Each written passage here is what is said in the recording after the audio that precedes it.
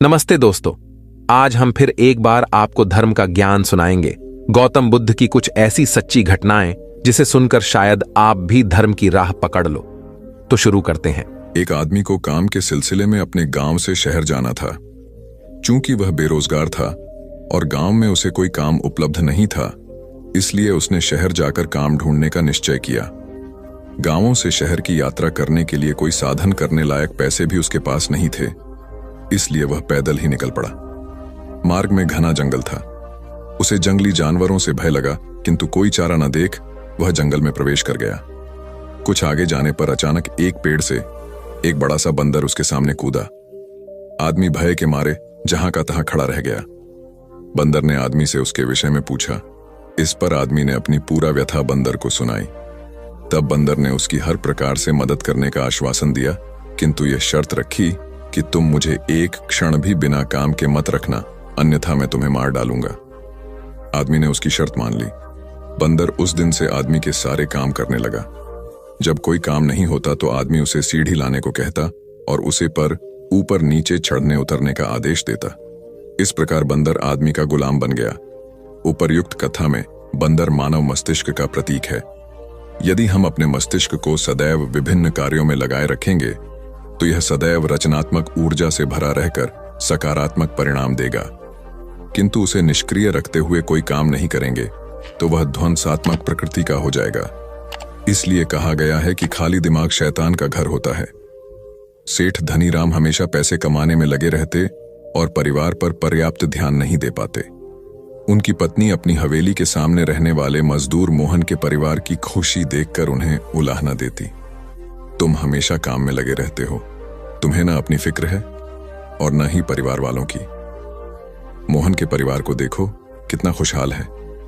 ये सुनकर सेठ जी बोले, मोहन कभी 99 के फेर में नहीं पड़ा, वरना इसकी सारी हंसी और मस्ती चली जाती।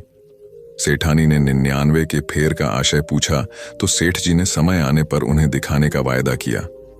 एक रात सेठ जी ने रुपयों की एक पोटली मोहन के आंगन में चुपचाप फेंक दिया। सुबह मोहन की निगाह उस पर पड़ी। खोलने पर उसमें रुपए देख परिवार बहुत खुश हुआ। पोटली में 99 रुपए थे। सभी विचार करने लगे कि इसमें जो 1 रुपया कम है उसे भी कमाकर 100 रुपए पूरे कर लिए जाएं। सबने निश्चय किया कि अधिक मेहनत करेंगे और पैसे बचाएंगे। यही किया गया। 100 रुपए तो पूरे हो गए, लेकिन इच्छाएं और बलवती हो गईं। अब मोहन, उसकी पत्नी और बच्चे रुपए बचाने के फेर में व्यस्त रहने लगे। रात को सभी देर से आते और थके मांदे सो जाते। सुबह फिर कमाने के लिए निकल पड़ते। अब न वे परस्पर बातचीत करते और न हंसी खहुशी रह पाते। इस परिवार का यह परिवर्तन दिखाकर सेठ जी ने सेठानी से कहा, इसे ही कहते हैं 99 का फेर। वस्तुतः अधिक पाने की चाह व्यक्ति का सुख चैन हर लेती है, इसलिए जितना है उसी में संतुष्ट रहना चाहिए। जीवन एक लंबी दौड़ की तरह है जिसमें सबको एक समान समय मिलता है। जगत गुरु शंकराचार्य ज्ञान की जटिल व सूक्ष्म बातों को जितनी सरलता से समझाते थे, उतनी ही आसानी से वे व्यावहारिक जीवन में काम आने वाले सूत्रों की व्याख्या भी कर देते थे। लोग उनके पास दूर दूर से आते और वे लोगों को अनमोल ज्ञान की ऐसी पूंजी देते जो लोगों के लिए संपूर्ण जीवन का आधार हो जाती। एक बार एक धनवान व्यापारी श्रद्धालु शंकराचार्य के पास आया और कहने लगा, प्रभु, मेरे पास कई कामों के लिए समय ही नहीं रहता। मैं सोचता ही रह जाता हूं कि फलां सत्कार्य करूं, अमुक अच्छा कार्य भी करना है, किंतु समय न होने से नहीं कर पाता। मुझे अपने व्यापार के कामों से ही फुर्सत नहीं मिलती। आप ही बताइए कि समय अभाव के कारण कोई व्यक्ति सत्कार्य न कर पाए तो वह क्या करे? शंकराचार्य ने मुस्कुराते हुए कहा, वत्स, मेरा परिचय तो आज तक उस व्यक्ति से नहीं हो पाया है जिसको विधाता के बनाए समय में से एक क्षण भी कम मिला हो। वस्तुतः जिसे तुम समय अभाव कह रहे हो वह अव्यवस्थित जीवन जीने का ढंग है। जो लोग व्यवस्थित जीवन नहीं जीते वे अपने अमूल्य जीवन को भारस्वरूप ढोते हैं। जीवन यह नहीं कितने वर्ष जिया, जीवन वह है कि व्यक्ति ने समय का कितना सदुपयोग किया। सार यह है कि कार्यों का समयानुसार विभाजन कर प्रत्येक कार्य को उसके तय समय पर किया जाए तो समय अभाव जैसी स्थिति कभी निर्मित नहीं होगी और विकास के स्तर पर भी इसके अच्छे परिणाम आएंगे। समय मुफ्त में मिलता है, परंतु यह अनमोल है। आप इसे अपना नहीं सकते, लेकिन आप इसका उपयोग कर सकते हैं। आप इसे रख नहीं सकते, पर आप इसे खर्च कर सकते हैं। एक बार आपने इसे खो दिया तो वापस कभी इसे पा नहीं पाएंगे। हार्वे मैके किसी देश के रक्षा मंत्री अपनी सेना के एक हवाई जहाज में निरीक्षण हेतु गए। यह हवाई जहाज अपने सैनिक को लेकर युद्ध स्थल की ओर जाने की तैयारी में था। सभी सैनिक अपने अपने हथियारों से लैस और उत्साह से भरपूर थे। रक्षा मंत्री ने सूक्ष्मता से अपने सैनिक की तैयारियों का जायजा लिया। जायजा लेने के पश्चात उन्होंने अपने सैनिकों से पूछा, आप लोग वायुयान से अपने मिशन पर जा रहे हैं, क्या आप लोगों ने अपना अपना पैराशूट जांच लिया है? सभी जवानों ने कहा, महोदय, युद्ध में हथियार अत्यंत महत्वपूर्ण होते हैं। हमने अपने हथियार पूर्णतया जांच परख लिए हैं, पैराशूट तो ठीक ही होगा। रक्षा मंत्री ने कहा, फिर भी जाने से पहले आप एक बार अपने अपने पैराशूट जांच लें। जवानों ने अपने पैराशूट चेक किए तो वे हैरान रह गए, क्योंकि कुछ जवानों के पैराशूट चेक किए तो वे हैरान रह गए क्योंकि कुछ जवानों के पैराशूट खोलने वाला बटन अटक रहा था। यह उनके मिशन का एक महत्वपूर्ण उपकरण था, क्योंकि इसके न खुलने पर उनकी जान भी जा सकती थी। रक्षा मंत्री ने कहा, देखा, अगर आप समय पर अपने पैराशूट की जांच करते तो समय पर ही इसकी मरम्मत हो जाती। हमें अपने कार्य से जुड़ी हर वस्तु की बारीकी से जांच करनी चाहिए। सभी सैनिक ने रक्षा मंत्री की सलाह को सदैव मानने का वचन दिया।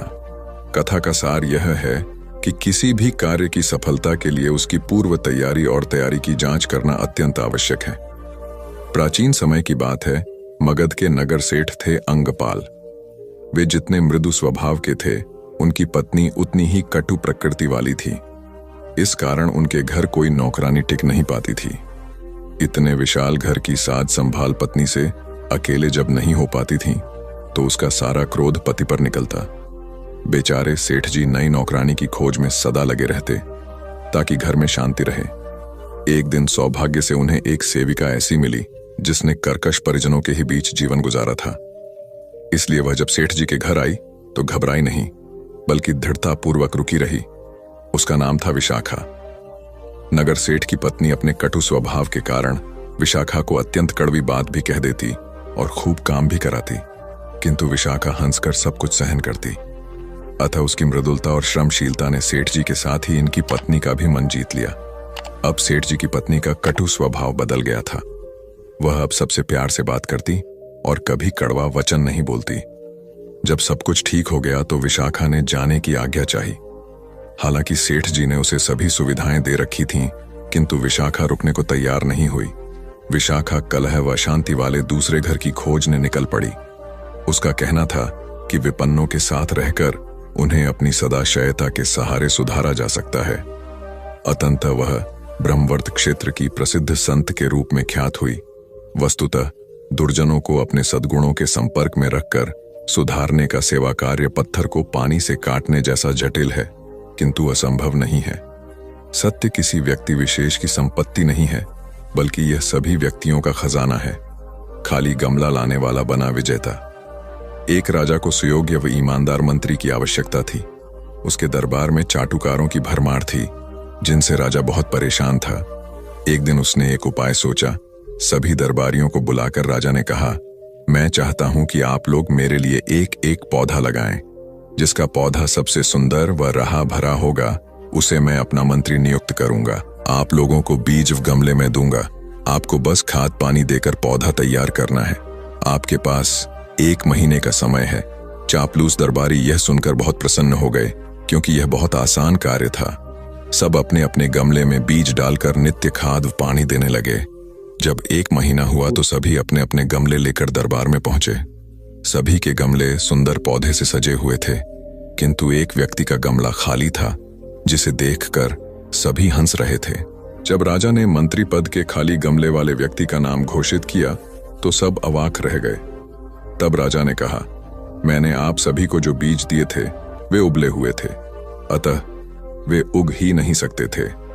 आप सब ने मुझे प्रसन्न कर मंत्री पद पाने के लोभ में बीज बदल दिए, लेकिन इस व्यक्ति ने ऐसा नहीं किया और परिणाम स्वरूप यह आज खाली गमला लेकर दरबार में आया है। यह व्यक्ति सच्चाई पर कायम रहा, इसलिए यह व्यक्ति ही मंत्री पद के लायक है।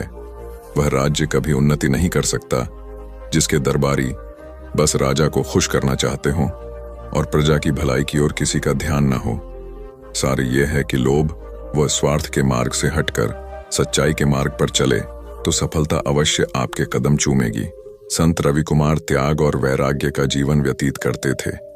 वह निरंतर ईश्वर का स्मरण करते और संतों के साथ आध्यात्मिक चर्चाओं में लीन रहते थे। लोग उन्हें श्रद्धा की दृष्टि से देखते थे और उनका आशीर्वाद लेने के लिए दूर दूर से आते थे। किंतु संत रवि कुमार इस लोकप्रियता के अहंकार से कोसों दूर अत्यंत विनम्र रहते थे। संत रवि कुमार को आकाश में उड़ने की सिद्धि प्राप्त थी। एक बार संत रवि कुमार से संत वर्मदेव मिलने आए। संत वर्मदेव के पास पानी के ऊपर चलने की शक्ति थी। संत वर्मदेव को नहीं पता था कि संत रवि कुमार के पास आकाश में उड़ने की शक्ति है। अहंकारवश संत वर्मदेव ने संत रवि कुमार को नीचा दिखाने की सोची। उन्होंने संत रवि कुमार से कहा, क्यों न हम झील के पानी के ऊपर चलते हुए आध्यात्मिक चर्चा करें। संत रवि कुमार उनके अहंकार व संकेत को समझ गए। संत रवि कुमार शांत भाव से बोले, आध्यात्मिक चर्चा अगर हम आज आकाश में भ्रमण करते हुए करें तो कैसा रहेगा। संत वर्मदेव समझ गए कि रवि कुमार आकाश में उड़ने की शक्ति जानते हैं। संत वर्मदेव निरुत्तर हो गए। वर्मदेव जी, जो काम आप कर सकते हैं वो तो एक छोटी छोटी सी मछली भी कर सकती है, और जो काम मैं कर सकता हूं वो तो एक छोटी सी मक्खी भी कर सकती है, लेकिन सत्य इस करिश्मेबाजी से कोसों दूर है। उसे तो विनम्र होकर खोजना पड़ता है। आपको और हमें जो शक्तियां प्राप्त हैं वह जन कल्याण के लिए हैं। इन शक्तियों का अनहकार करना उचित नहीं है। संत वर्मदेव ने हाथ जोड़कर माफी मांगी और अहंकार को त्याग कर जन कल्याण के लिए निकल पड़े। वस्तुतः मैं अथवा द्वैत के भाव का हम या अद्वैत भाव में विसर्जन ही ईश्वर की प्राप्ति का द्वार है। अपने कर्म से दिया मानवता की सेवा का संदेश महिला संत आंडाल पूजा में लीन थी। तभी पास के गांव के लोग आए और सहायता का आग्रह करने लगे। उन्होंने कहा कि गांव का मुखिया गंभीर रूप से बीमार है, सब जगह इलाज करवा लिया लेकिन फायदा नहीं हुआ। अब आप ही कुछ करके उसे बचा सकती हैं। महिला संत आंडाल औषधियों की झांता थी। वह अपनी पूजा अधूरी छोड़कर अपने शिष्यों को साथ लेकर मुखिया की सहायता के लिए चल पड़ी। शिष्य जानते थे कि गांव का मुखिया की सहायता के लिए चल पड़ी। शिष्य जानते थे कि गांव का मुखिया की सहायता के लिए पड़ी। शिष्य जानते थे कि गांव का मुखिया दुष्ट प्रवृत्ति का है और संत आंडाल का घोर विरोधी है। मुखिया के घर जाकर संत आंडाल ने मुखिया का निरीक्षण किया और फिर जड़ी बूटियों से दवाई तैयार करके दी। शिष्यों ने संत आंडाल के कहे अनुसार मुखिया को दवाई पिलाई, जिससे थोड़ी देर में उसकी तबीयत में सुधार हुआ। दवा देकर संत आंडाल अपने शिष्यों समेत आश्रम लौट गई। आश्रम में आकर एक शिष्य ने पूछा, माथे, आपने अपनी पूजा अधूरी छोड़कर उस दुष्ट मुखिया का इलाज क्यों किया? वह तो आपका कट्टर दुश्मन है। तब आंडाल बोली, पुत्र, जो आपका दुश्मन है या आपको दुश्मन मानता है, उसके सुख में भले ही आप नहीं जा सकते, परंतु उसके दुख में अवश्य उसका साथ दें। हो सकता है इससे दुश्मनी की खाई भर जाए। ईश्वर हर प्राणी में है, इसलिए प्राणी की सेवा ही ईश्वर की सेवा है। हमें ईश्वर सेवा का कोई भी मौका छोड़ना नहीं चाहिए। शिष्य यह सुनकर श्रद्धाभिभूत हो गए। सार यह है कि दुख में सबके काम आना चाहिए। इससे दुखी व पीड़ित व्यक्ति को दुख से लड़ने की ताकत मिलती है। जिज्ञासु ने समझे पूर्णता के मायने एक बार कबीरदास जी के पास एक जिज्ञासु आया और पूछने लगा, महात्मन, मुझे गृहस्थ बनना चाहिए अथवा सन्यासी, कृपया मार्गदर्शन दें। कबीरदास ने कहा, जो भी बनो आदर्श बनो। उसे अच्छी तरह से समझाने के लिए कबीर ने 2 घटनाएं दिखाई। उन्होंने अपनी पत्नी को बुलाया। वह दोपहर का समय था। फिर भी उन्होंने पत्नी से कहा कि मुझे दीपक जलाकर दो ताकि उसके प्रकाश में मैं अच्छी तरह कपडढ़ा बुन सकूं। पत्नी ने बिना कोई तर्क किए दीपक जला दिया और चली गई। इस घटना से कबीर ने जिज्ञासु को समझाया, यदि गृहस्थ बनना है तो परस्पर ऐसा दृढ़ विश्वास रखना कि दूसरे की इच्छा ही अपनी इच्छा हो। इसके बाद कबीर जिज्ञासु को लेकर एक पहाड़ी पर गए जहां एक बुजुर्ग संत रहते थे। कबीर और जिज्ञासु ने संत को प्रणाम किया और उनके पास बैठ गए। कबीर ने संत से पूछा, बाबा जी, आपकी आयु कितनी है? संत ने कहा, 80 वर्ष। थोड़ी देर इधर उधर की चर्चा कर कबीर से फिर से संत से उनकी उम्र पूछी। संत बोले, 80 वर्ष। इस प्रकार थोड़े थोड़े अंतराल के पश्चात कबीर ने कई बार संत से उनकी आयु पूछी। और संत ने हर बार बड़े प्यार से उन्हें बताया 80 वर्ष। इसके बाद कबीर जिज्ञासु को लेकर पहाड़ी से नीचे उतरने लगे। थोड़ा सा नीचे उतरने पर कबीर ने संत को आवाज लगाई, महात्मन जरा सुनेंगे। संत कबीर के पास नीचे उतर कर आए और पूछा, क्या बात है बेटा? कबीर ने हाथ जोड़कर कहा, महात्मन, मैं आपसे आपकी उम्र पूछना चाहता था। संत ने मुस्कुराते हुए कहा, 80 वर्ष। तब कबीर ने जिज्ञासु से कहा, जिज्ञासु भाई, यदि संत बनना है तो इस तरह धैर्यवान व क्षमाशील बनना। वस्तुतः हम जहां जिस भूमिका में रहें उसके अनुकूल बनकर रहने से ही पूर्णता आती है। अतः जो बने आदर्श बने। कथा सिद्धार्थ के जीवन के उस दौर की है जब वे बुद्धत्व को प्राप्त नहीं हुए थे और निरंजना नदी के तटीय वनों में वृक्ष के नीचे ध्यान करते थे। सिद्धार्थ प्रतिदिन ध्यान करने के बाद पास के किसी गांव में चले जाते और भिक्षा मांगकर लौट आते। कुछ दिनों बाद उन्होंने भिक्षाटन पर भी जाना बंद कर दिया, क्योंकि एक गांव के प्रधान की छोटी बेटी सुजाता उनके लिए नित्य भोजन लाने लगी। कुछ दिनों के बाद उसी गांव का एक चरवाहा भी सिद्धार्थ से प्रभावित होकर उनके पास आने लगा। उसका नाम स्वस्थि था। एक दिन स्वस्थि से सिद्धार्थ बातें कर रहे थे कि सुजाता भोजन लेकर आई।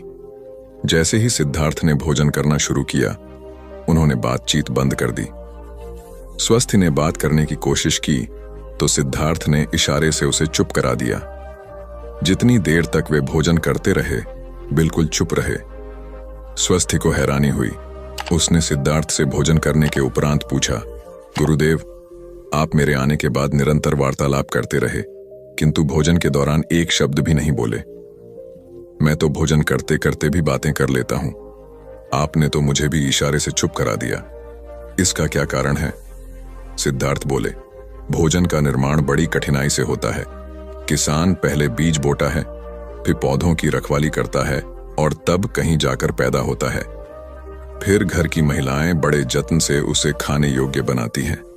इतनी कठिनाई से तैयार भोजन का पूरा आनंद तभी संभव है जब हम पूर्णतः मौन हों। यदि हम भोजन को पूर्ण शांति से मौन रहकर अच्छी तरह से चबा चबा कर खाएंगे तो यह आसानी से पचेगा, जिससे पेट कभी खराब नहीं होगा। मौन रहकर भोजन करने से भोजन का श्वास नली में जाने का खतरा भी नहीं रहता। अतः भोजन के दौरान मैं मौन रहकर उसका पूरा आनंद लेता हूं। वस्तुतः शांति से किया गया भोजन न केवल शारीरिक भूख तृप्त करता है, बल्कि मानसिक आनंद और सात्विक ऊर्जा भी देता है। कबीर अपने स्टिक दोहों और पैनी साखियों के कारण धीरे धीरे सिद्ध पुरुष के रूप में ख्याति पाने लगे थे। वे जुलाहे का काम करते थे, सत्य को सीधे सपाट ढंग से कह देना, और वह भी निर्भीकता के साथ। यह कबीर ही थे जिनका इतना साहस था, इसलिए आम जनता के लिए वे श्रद्धा का केंद्र बन चुके थे। इतनी प्रसिद्धि पाने के बाद भी कबीर ने अपना पैतृक व्यवसाय नहीं छोड़ा। वे प्रतिदिन कपड़ा बुनते थे और साथ साथ जनसंपर्क व भजनादि का कार्य भी करते रहते थे। कबीर के कुछ शिष्यों को यह ठीक नहीं लगता था, अतः एक दिन उनमें से एक ने कबीर से पूछा, गुरुदेव, जब आप साधारण मनुष्य थे तब कपड़ा बुनते थे तो ठीक बात थी, किंतु अब आप इतने विख्यात हो गए हैं, जीवन निर्वाह में भी कोई कमी नहीं है, फिर भी आप कपड़ा क्यों बुनते हैं? आपको यह शोभा नहीं देता। उसकी बात सुनकर कबीर मुस्कुराते हुए सहजता से बोले, बेटा, पहले मैं मात्र अपने पेट का पालन करने के लिए कपड़ा बनता था, किंतु अब मैं जन जन में समाये हुए भगवान के तन को ढकने के लिए पूर्ण मनोयोग से कपड़ा बनता हूं। कार्य वही कर रहा हूं, किंतु मेरा दृष्टिकोण बदल गया है। शिष्य ने भी श्रद्धापूर्वक सहमति जताई। कथा का सार यह है कि स्वहित में कार्य करना स्वधर्म है, किंतु जब कार्य का लक्ष्य समाज हित हो जाए तो वह परम धर्म कहलाता है और इस धर्म का पालन करने वाला परमयोगी हो जाता है।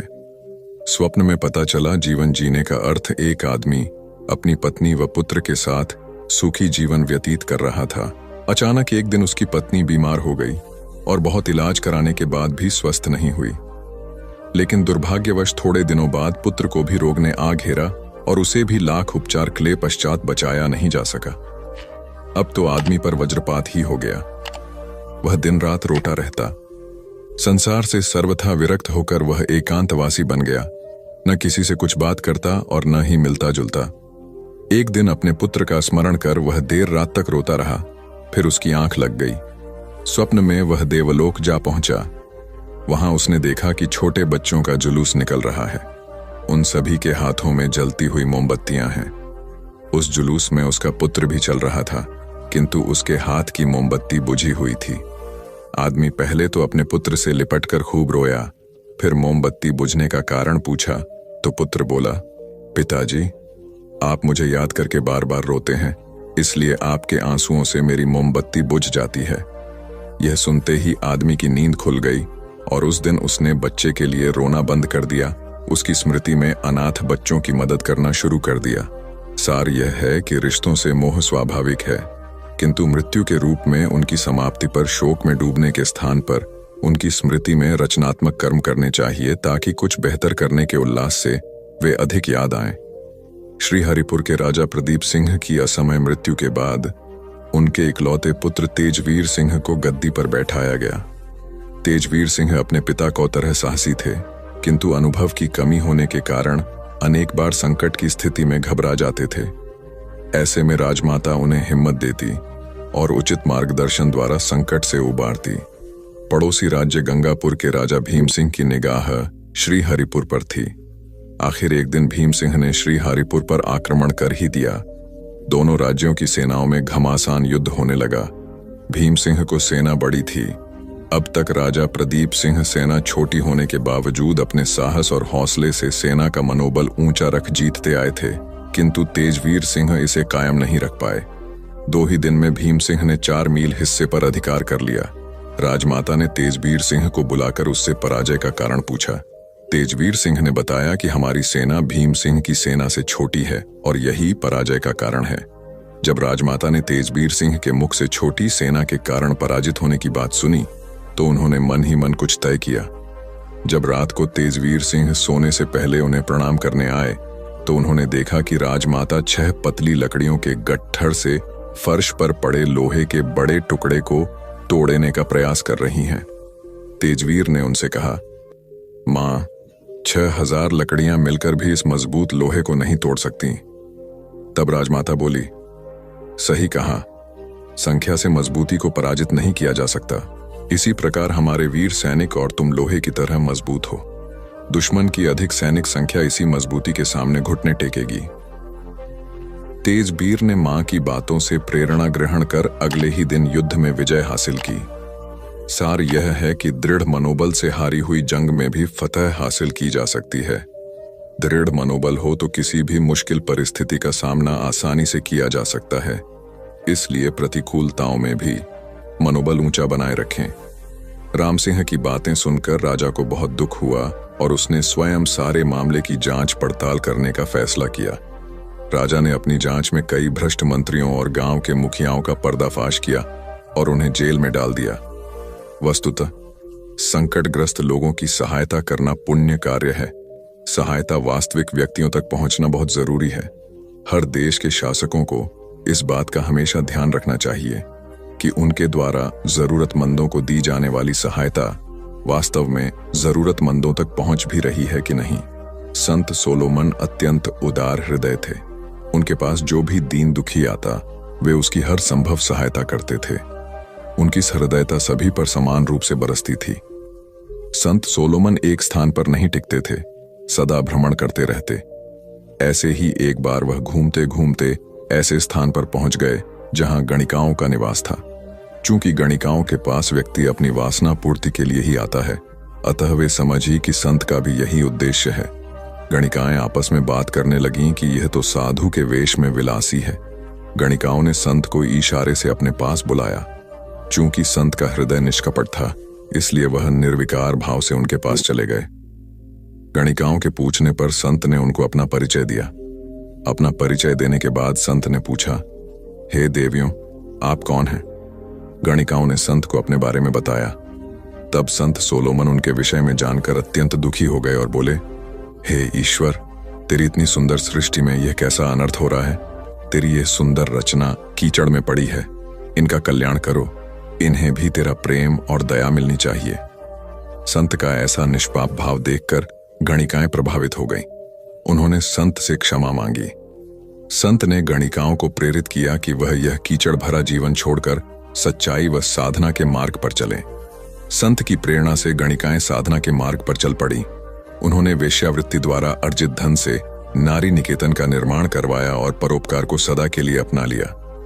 वस्तुतः विवशतावश या अविवेक के कारण जिनका पतन हुआ है, उन्हें निर्विकार भाव से विकास को मुख्यधारा में लाना महान परमार्थ होता है, जिसे करने वाला ही सच्चा संत और समाज सुधारक होता है। महात्मा गांधी ने सिखाया मितव्ययिता का पाठ। महात्मा गांधी पार्टी के कार्यों के सिलसिले में प्राय यात्राएं किया करते थे, जो देश की स्वतंत्रता के उद्देश्य को लेकर होती थीं। एक बार गांधी जी ऐसे ही किसी कार्य से इलाहाबाद आए और पंडित मोतीलाल नेहरू के निवास स्थान आनंद भवन में ठहरे। नेहरू परिवार ने इसे अत्यंत सौभाग्य का विषय माना और गांधी जी का आत्मीयता से परिपूर्ण सत्कार किया। गांधी जी रात्रि विश्राम के बाद जब सुबह उठे तो नित्य कर्म से निवृत्त होकर हाथ मुंह धोए। इसके बाद वे पानी लेकर कुल्ला करने लगे। इसी दौरान पंडित जवाहरलाल नेहरू आ गए और उनसे किसी विषय पर बातचीत करने लगे। कुल्ला करते करते गांधी जी का पानी खत्म हो गया। इससे उनका मन कुछ उखड़ गया और बातचीत बीच में ही रुक गई। नेहरू जी ने उनसे पूछा तो वे बोले, देखो ना, मैं बातचीत में इतना खो गया कि सारा पानी खर्च हो गया और अब मुझे दोबारा पानी लेना पड़ेगा। नेहरू जी उनकी बात सुनकर हंसते हुए बोले, बस इतनी सी बात है, यहाँ तो गंगा और यमुना दोनों ही बहती हैं, जितना चाहे उतना पानी इस्तेमाल कीजिए। गांधी जी ने कहा, गंगा और यमुना अकेले मेरे लिए तो नहीं बहती हैं।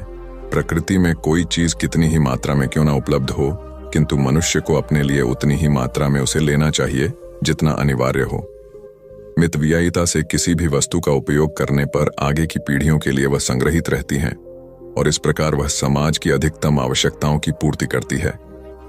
सार यह है कि मितव्ययिता को अपनाकर समाज कल्याण के सपने को साकार किया जा सकता है। गांधी जी का जन्मदिन था। प्रतिदिन की भांति संध्या के समय प्रार्थना सभा हुई। प्रार्थना के बाद उनका प्रवचन हुआ। अंत में गांधी जी ने पूछा, आज यह घी का दीपक किसने जलाया है? यह सुनते ही सभा में सन्नाटा छा गया। सभी एक दूसरे का मुंह देखने लगे। किसी को कुछ बोलने का साहस नहीं हुआ। बापू पुनः बोले, आज यदि सबसे बुरी बात हुई है तो वह यह कि आपने यह घी का दीपक जलाया है। सभी हैरान हो गए और सोचने लगे कि भला इसमें क्या बुरी बात हो गई। कुछ देर रुककर बापू बोले, कस्तूरबा, तुम इतने समय से मेरी जीवन संगिनी हो, फिर भी कुछ नहीं सीख पाई। हमारे गांवों में लोग कितने गरीब हैं, उन्हें नमक और तेल तक नहीं मिलता और हम बेवजह घी जला रहे हैं। तभी एक व्यक्ति बोला, आज आपका जन्मदिन है, इसलिए यह घी का दिया जलाया। बापू ने कहा, तो क्या इसका अर्थ यह हुआ कि मितव्ययिता त्याग कर दुरुपयोग आरंभ कर दिया जाए?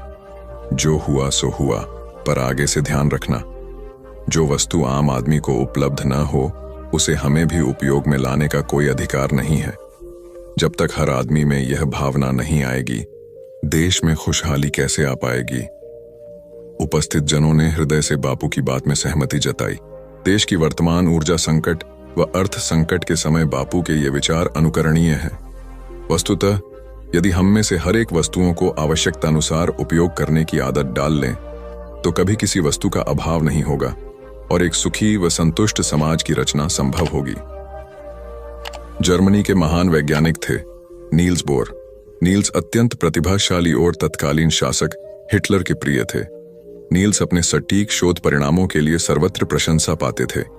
नील्स जो भी शोध कार्य करते मानवता के हित में ही करते। उनकी दृष्टि अपने लाभ पर न होकर मानव जाति के कल्याण पर रहती थी। एक बार उन्होंने अणु विज्ञान का शोधे कार्य अपने हाथों में लिया। वे बहुत प्रसन्न होकर लगन के साथ इसे कर रहे थे, क्योंकि उनका विश्वास था कि इससे वे व्यापक रूप से जनहित को साकार कर पाएंगे। वे अणु विज्ञान के रचनात्मक उपयोग को देख रहे थे, किंतु हिटलर की दृष्टि उसके घातक उपयोग पर थी और वह इसी कारण बहुत प्रसन्न था। जब नील्स को यह बात पता लगी तो वे बहुत दुखी हुए। अपने शोध कार्य के विनाशकारी उपयोग की कल्पना मात्र से उनके रोंगटे खड़े हो गए। कई रात वे सो नहीं पाए। फिर एक दिन रात में चुपके से उठे और गैलीलियो की समाधि पर सिर रखकर शपथ ली कि वे ऐसे किसी भी कार्य को नहीं करेंगे जो मानवता के लिए घातक हो। उन्होंने दूसरे दिन से ही अपना शोध कार्य बंद कर दिया। हिटलर को ओर से उन्हें कई प्रकार के प्रलोभन दिए गए। जब वे नहीं माने तो घोर यंत्रणा दी गई। किंतु नील्स नहीं डिगे। अतत मछुआरों को मदद से वे भागकर स्वीडन जा पहुंचे। ऐसा कहा जाता है कि उनके अंतिम दिन बड़े कष्टमय थे, किंतु उन्होंने झुकना स्वीकार नहीं किया। वस्तुतः व्यापक हितों के लिए व्यक्तिगत हितों की उपेक्षा करने वाला तात्कालिक समय में भले ही इस त्याग के कारण कष्ट पाए, किंतु भविष्य की सभी पीढ़ियों के लिए प्रशंसा, श्रद्धा व अनुसरण का पात्र हो जाता है। आपसी विवाद को खुद मिल बैठकर सुलझाएं दो दोस्त थे, मोहन और राम। बचपन की मित्रता युवावस्था तक आते आते और गहरी हो गई। दोनों ने मिलकर कपड़े का व्यापार शुरू किया। दोनों दोस्त पूरी मेहनत और लगन से व्यापार करने लगे। देखते ही देखते दोनों का साझा व्यापार खूब चल निकला। व्यापार से संबंधित निर्णय दोनों मिलकर लेते थे। कोई निर्णय ऐसा न रहा जो दोनों में से किसी एक ने अकेले लिया हो।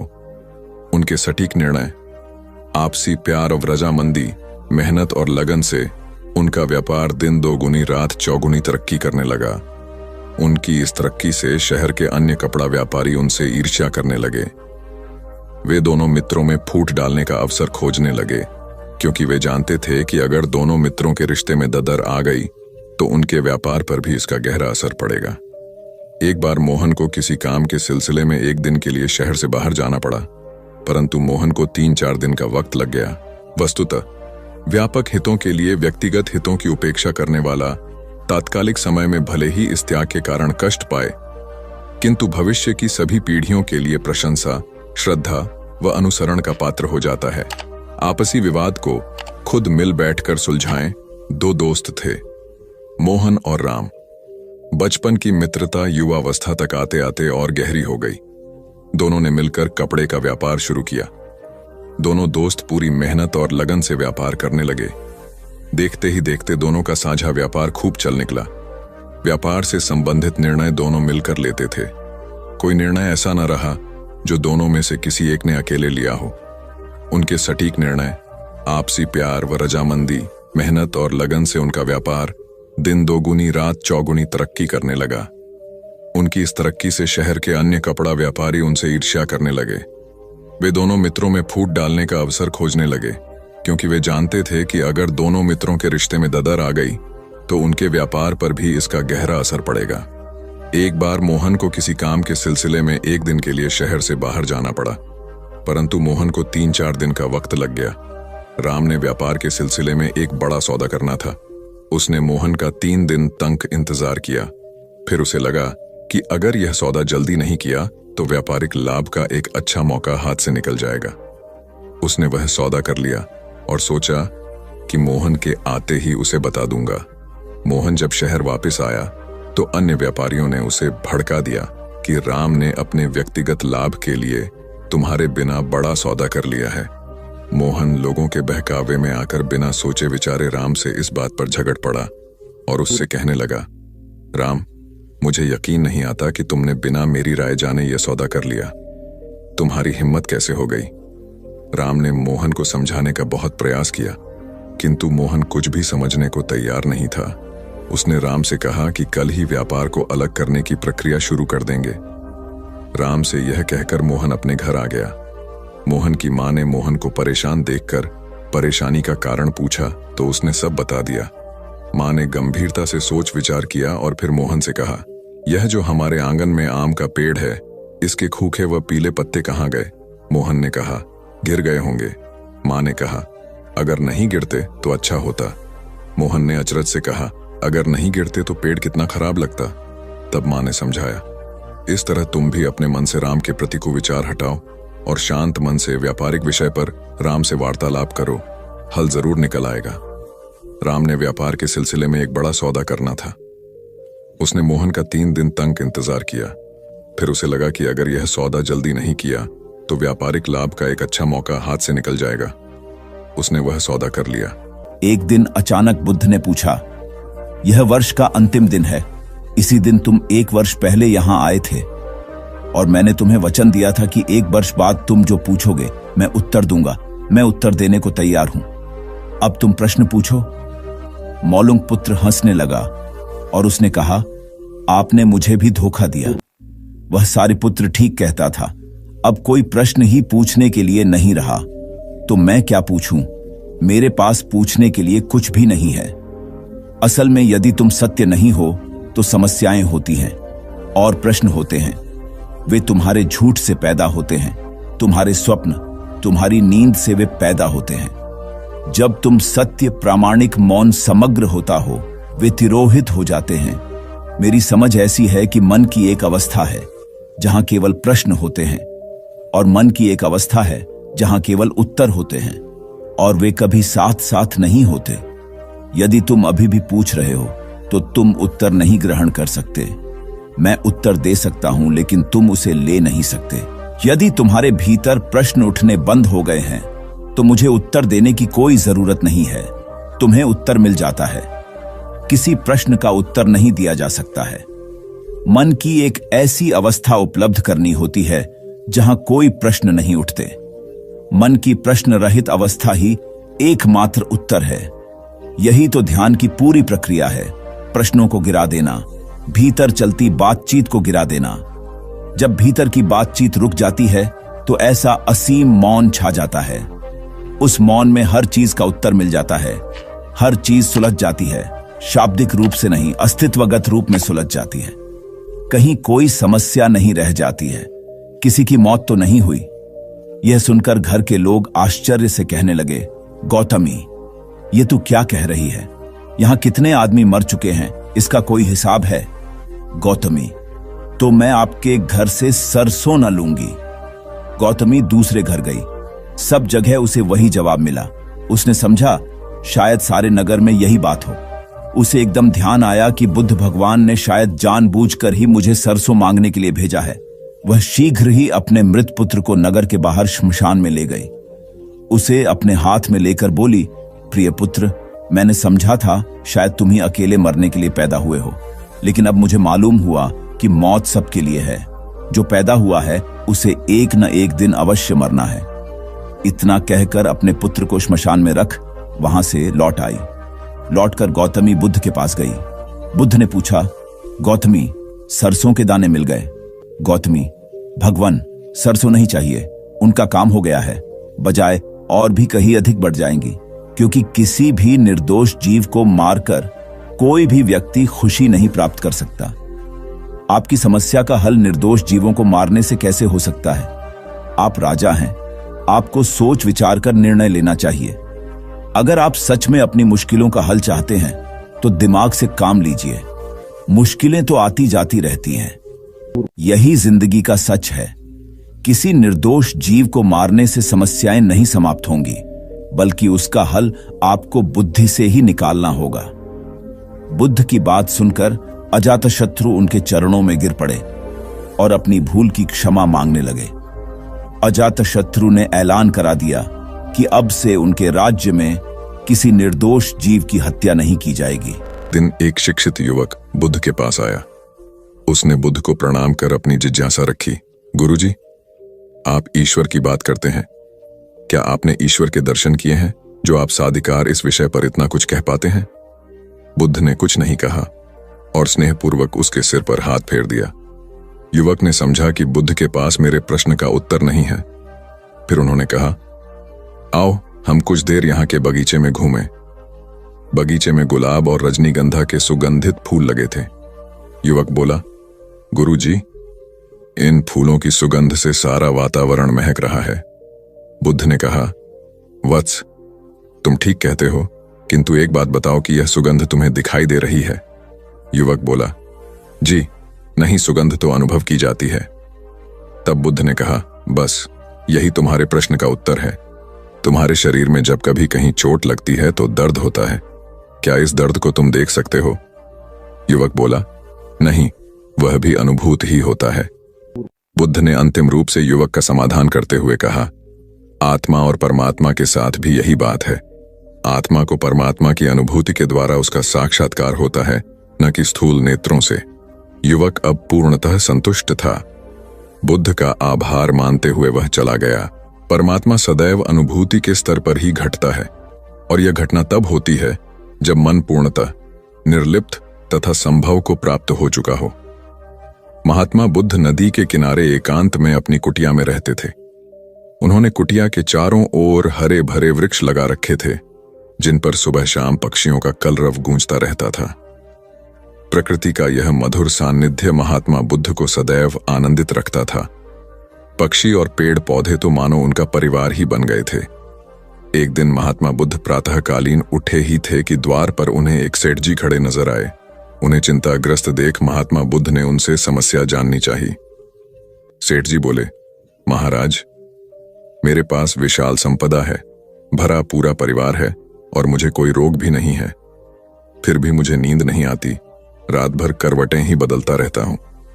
महात्मा बुद्ध ने आत्मीयता से सेठ जी के सिर पर हाथ फेरकर कहा, सेठ, तुम्हारे पास सब कुछ भले ही हो, किंतु वह नहीं है जो नींद के लिए आवश्यक है। सेठ ने पूछा, वह क्या है महाराज? महात्मा बोले, तुम चारों ओर चिंताओं से घिरे हो, धन संपत्ति की चिंता, व्यापार व्यवसाय की चिंता, परिवार की चिंता। स्मरण रखो कि चिंता चैन में शत्रुता है। सेठ ने इससे बचने का उपाय पूछा तो उन्होंने कहा, तुम प्रकृति से शिक्षा ग्रहण करो। पेड़ पौधे, फूल, पानी और प्रकाश के रूप में उसकी अनंत संपदा चारों ओर बिखरी हुई है, किंतु वह चिंता मुक्त है। अपनी इस दौलत को पूरी दुनिया पर दोनों हाथों से सत्य लुटाती रहती है। तुम यदि उससे प्रेरणा लेकर अपना जीवन भी उसके अनुरूप बना लोगे तो तुम्हें न केवल नींद आएगी बल्कि अतीव शांति महसूस होगी। सेठ ने महात्मा बुद्ध की बात का मर्म समझा और लोक कल्याण की राह पर चल पड़ा। धन और ज्ञान देने से बढ़ते ही हैं, इसलिए इनके संग्रह के साथ साथ इनके दान की वृत्ति भी रखनी चाहिए। एक गरीब किसान गौतम बुद्ध का बहुत बड़ा भक्त था। एक दिन वह बुद्ध के पास आया और अपने गांव आने का आग्रह किया। बुद्ध उसके गांव पहुंचे तो सारा गांव उन्हें देखने व सुनने के लिए उमड़ पड़ा, किंतु वह किसान नहीं आया। हुआ यह कि उसी दिन किसान के बैलों की जोड़ी कहीं खो गई। किसान इस दुविधा में रहा कि बुद्ध का प्रवचन सुने या अपने बैलों को खोजे। काफी सोचने के बाद उसने अपने बैलों को खोजने का निर्णय किया। घंटों भटकने के बाद बैल मिले। थकाहारा किसान घर आया और भोजन कर सो गया। अगले दिन वह अति संकोच से क्षमा प्रार्थी बन बुद्ध के पास पहुंचा तो वे बड़े स्नेह से बोले, मेरी दृष्टि में यह किसान मेरा सच्चा अनुयायी है। इसने उपदेश से अधिक महत्व कर्म को दिया। यदि यह कल बैलों को न ढूंढते हुए उपदेश सुनता तो मेरी बातें इसकी समझ में नहीं आती, क्योंकि मन बैलों में अटका रहता। इसने कर्म को महत्व देकर प्रशंसनीय काम किया। सार यह है कि हम जहां जिस भूमिका में हों उसका ईमानदारी से निर्वाह करें। यही सच्ची आध्यात्मिकता है, क्योंकि प्रत्येक धर्म कर्म को ही सर्वोपरि महत्व देता है। गौतम बुद्ध को उनके अनुयायी यदि स्नेह से कहीं बुलाते तो वे अवश्य जाते। फिर जब बुद्ध पहुंचते तो श्रोताओं की भारी भीड़ उमड़ पड़ती। बुद्ध के वचनों में जो अमृतत्व होता था उसका पान करना सभी को प्रीतिकर लगता था। उनके उपदेशों में ऐसा कुछ अवश्य होता था जिससे गंभीर समस्याएं सुलझ जाती और कुछ न कुछ सार्थक भी प्राप्त हो। सार यह है कि हम जहां जिस भूमिका में हो उसका ईमानदारी से निर्वाह करें। यही सच्ची आध्यात्मिकता है, क्योंकि प्रत्येक धर्म कर्म को ही सर्वोपरि महत्व देता है। गौतम बुद्ध के पास उनका प्रिय शिष्य पूर्ण पहुंचा। बुद्ध ध्यानावस्था में बैठे थे। पूर्ण के पहुंचने पर उन्होंने आंखें थोड़ी सी खोली और पूर्ण से आने का कारण पूछा तो उसने कहा, मैं धर्म प्रचार के लिए जाना चाहता हूं, आपकी आज्ञा चाहिए। बुद्ध मुस्कुराए और कहा, पूर्ण, धर्म की राह बहुत मुश्किल है। तुम लोगों को अच्छी बातें बताने जाओगे और लोग तुम पर नाराज होंगे।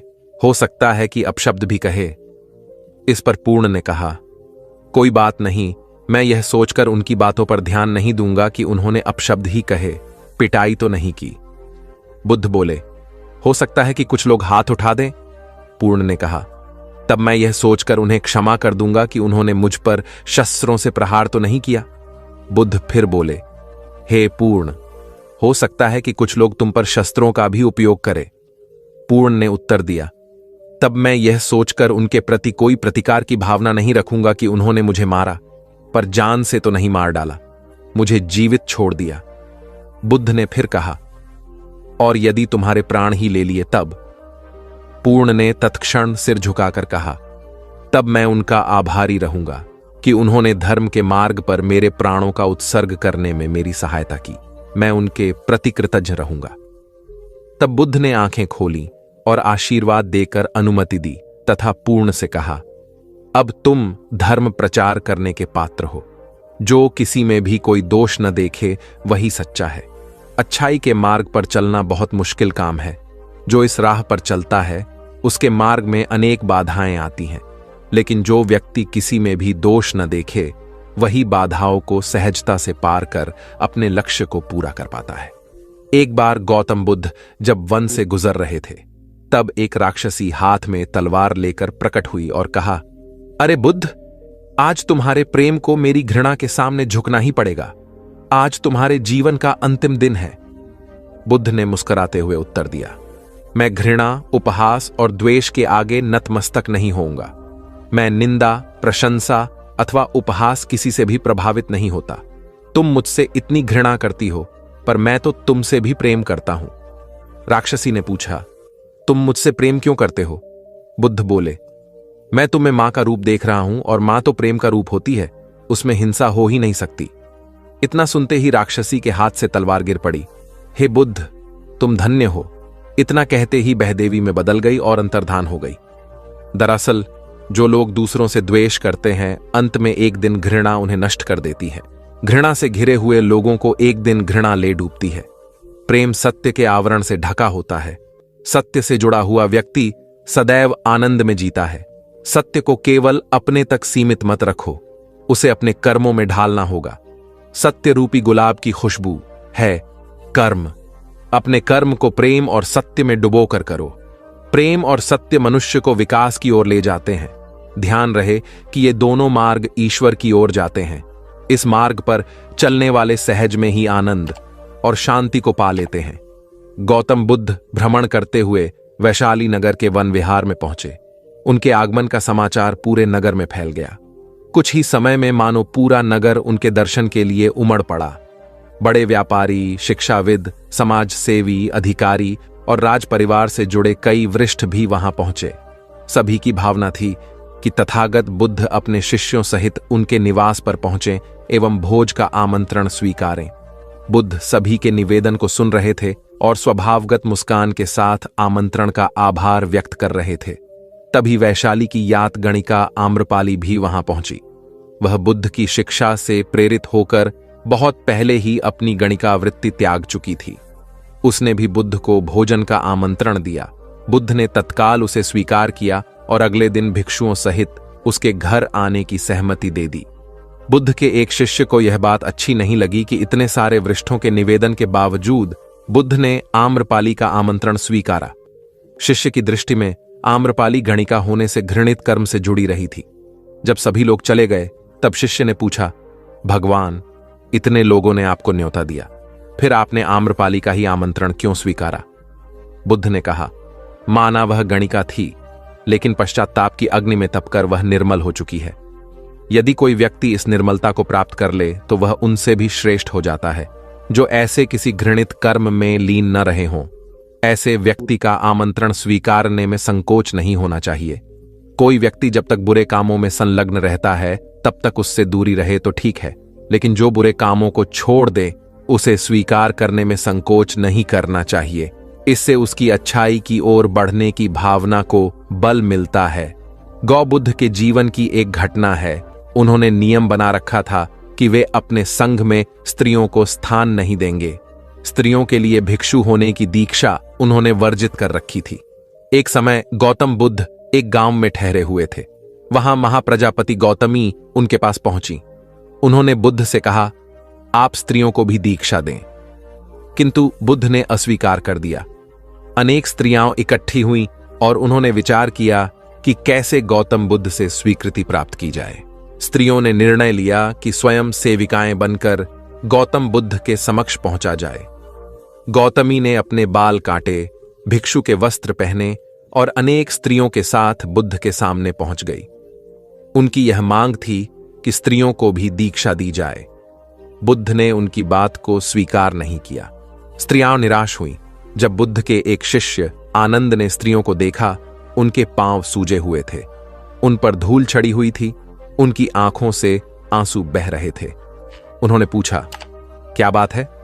स्त्रियों ने कहा, बुद्ध उनके धर्म और नियम के अनुसार हमें भिक्षु होने की दीक्षा नहीं दे रहे हैं। जब आनंद ने व्यक्तिगत रूप से बुद्ध से निवेदन किया, बुद्ध को उन्होंने याद दिलाया, इस समय यह सामाजिक मान्यता है कि स्त्रियां मोक्ष की अधिकारी नहीं हैं, पुरुषों के मुकाबले निम्न हैं। तो क्या आप भी यह मानते हैं और इसलिए उन्हें दीक्षित नहीं कर रहे हैं? बुद्ध का उत्तर था, मुझे गलत न समझा जाए। मेरी मान्यता है कि पुरुष की तरह ही स्त्री भी निर्वाण प्राप्त कर सकती है, लेकिन मैं कुछ व्यावहारिक कारणों से स्त्रियों को संघ में शामिल करने और दीक्षा देने की स्वीकृति प्रदान नहीं कर रहा हूं। आनंद का उत्तर था, सिद्धांत और व्यवहार में परिवर्तन करना चाहिए। बुद्ध को बात जच गई और उन्होंने यह घोषणा की, जो स्त्रियां भिक्षु होना चाहेंगी उन्हें कुछ नियमों का पालन करना होगा। स्त्रियों ने स्वीकार किया और तब से स्त्रियां भी बौद्ध बनने लगीं। गौतम बुद्ध एक बार अपने शिष्यों के साथ प्रवास पर निकले। एक नगर से दूसरे नगर तक जाने की राह में वन पड़ता था। वन क्षेत्र में प्रवेश करने के साथ ही कुछ दूर चलने पर बुद्ध एक जगह रुक गए। पीछे आ रहे शिष्यों का समूह भी उन्हें देख उसी स्थान पर रुका, लेकिन वहां रुके रहना शिष्यों के लिए मुश्किल हो गया, क्योंकि सामने एक क्षत विक्षत शव पड़ा था और उसकी दुर्गंध वातावरण में फैल रही थी। शिष्यों ने अपने वस्त्र से नाक बंद कर ली, लेकिन बुद्ध शव की ओर टकटकी लगाए देखते रहे। एक शिष्य ने साहस कर विनम्रतापूर्वक गौतम बुद्ध से अनुरोध किया, भगवान, यहां से शीघ्र चलना ही उचित होगा। यहां शव पड़ा है और बहुत दुर्गंध आ रही है। बुद्ध मुस्कुराए और शिष्यों की ओर उन्मुख होते हुए बोले, बताइए, इस सब में सौंदर्य दिखाई देता है? शिष्यों ने कहा, भगवान, यह कैसा प्रश्न है? सौंदर्य और शव में? जीवन था तब तक सौंदर्य, अब तो सब समाप्त हो गया। बुद्ध ने शव की ओर इशारा करके बताया, देखो, जब कभी यह व्यक्ति जीवित रहा होगा, इसकी दंत पंक्तियां अद्वितीय रही होंगी। मृत्यु के बाद भी इसके दंत देखकर यही साबित होता है। वहां खड़े सभी शिष्यों ने दृष्टि डाली तो पाया बुद्ध सही कह रहे थे। तब शिष्यों को भान हुआ कि शव में भी अच्छाई हो सकती है। दरअसल सौंदर्य निर्जीव में भी नजर आ सकता है। केवल शर्त यह है कि दृष्टि बुद्ध के समान बुराई में भी अच्छाई देखने वाली होनी चाहिए। गुलाब की एक शाखा में फूल की तुलना में कांटे ही अधिक होते हैं, पर हम फूल चुनते हैं, कांटे नहीं। ठीक इसी तरह किसी में 100 बुराइयां नहीं, अच्छाई देखनी चाहिए। प्राचीन सियालकोट में एक बार बौद्धों का बहुत बड़ा भिक्षु संघ आया। इस संघ को एक ऐसे वेद पाठी ब्राह्मण के विषय में झांत हुआ जो इतना रूढ़िवादी था कि किसी अवैदिक पंडित की छाया भी स्वयं पर नहीं पड़ने देता था। उसे सुधारने का बीड़ा एक भिक्षु ने उठाया।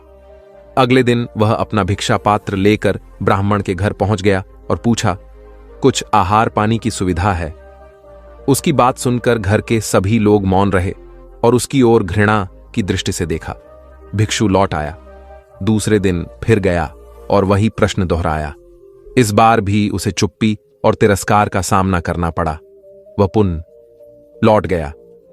एक दिन जब वह ब्राह्मण के घर पहुंचा तो ब्राह्मण वहां नहीं था। नित्य आने जाने से ब्राह्मणी का मन पसीज गया। वह बोली, मैं तो तुम्हें आहार पानी दे दूं, किंतु पंडित जी की नाराजगी के कारण विवश हूं। भिक्षु ने कहा, कोई बात नहीं बहन, मैं अपना काम करता हूं, तुम अपना काम करो। वापस लौटते हुए भिक्षु को ब्राह्मण मिल गया। उसने भिक्षु को खूब खरी खोटी सुनाई।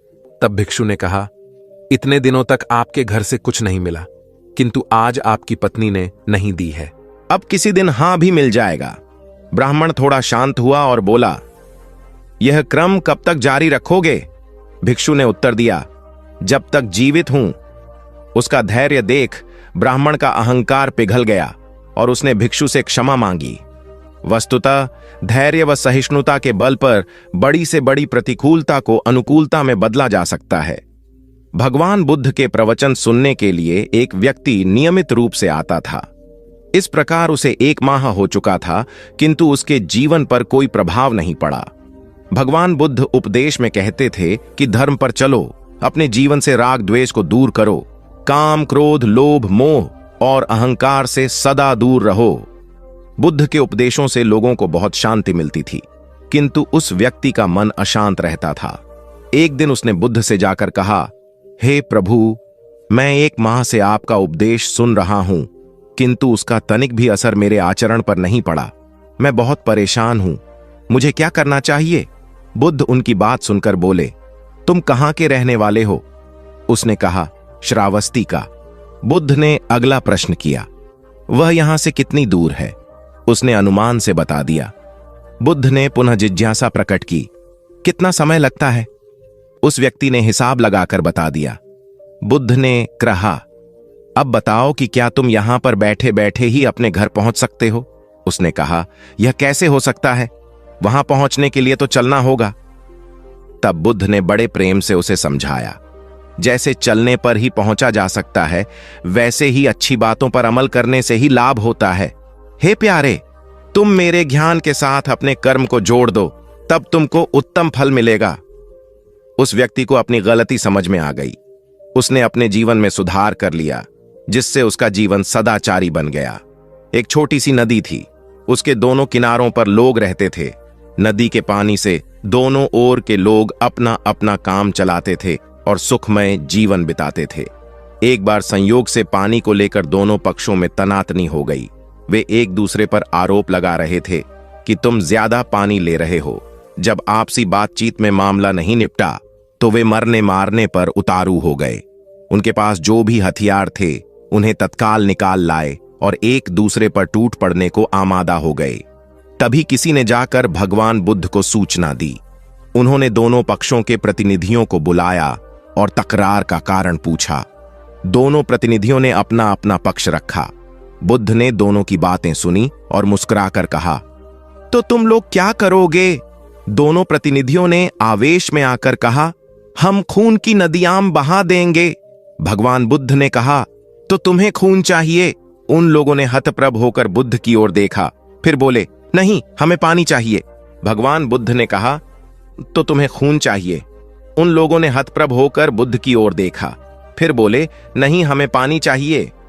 तब सहज भाव से बुद्ध ने कहा, खून बहाकर खून मिलेगा, पानी कैसे पाओगे?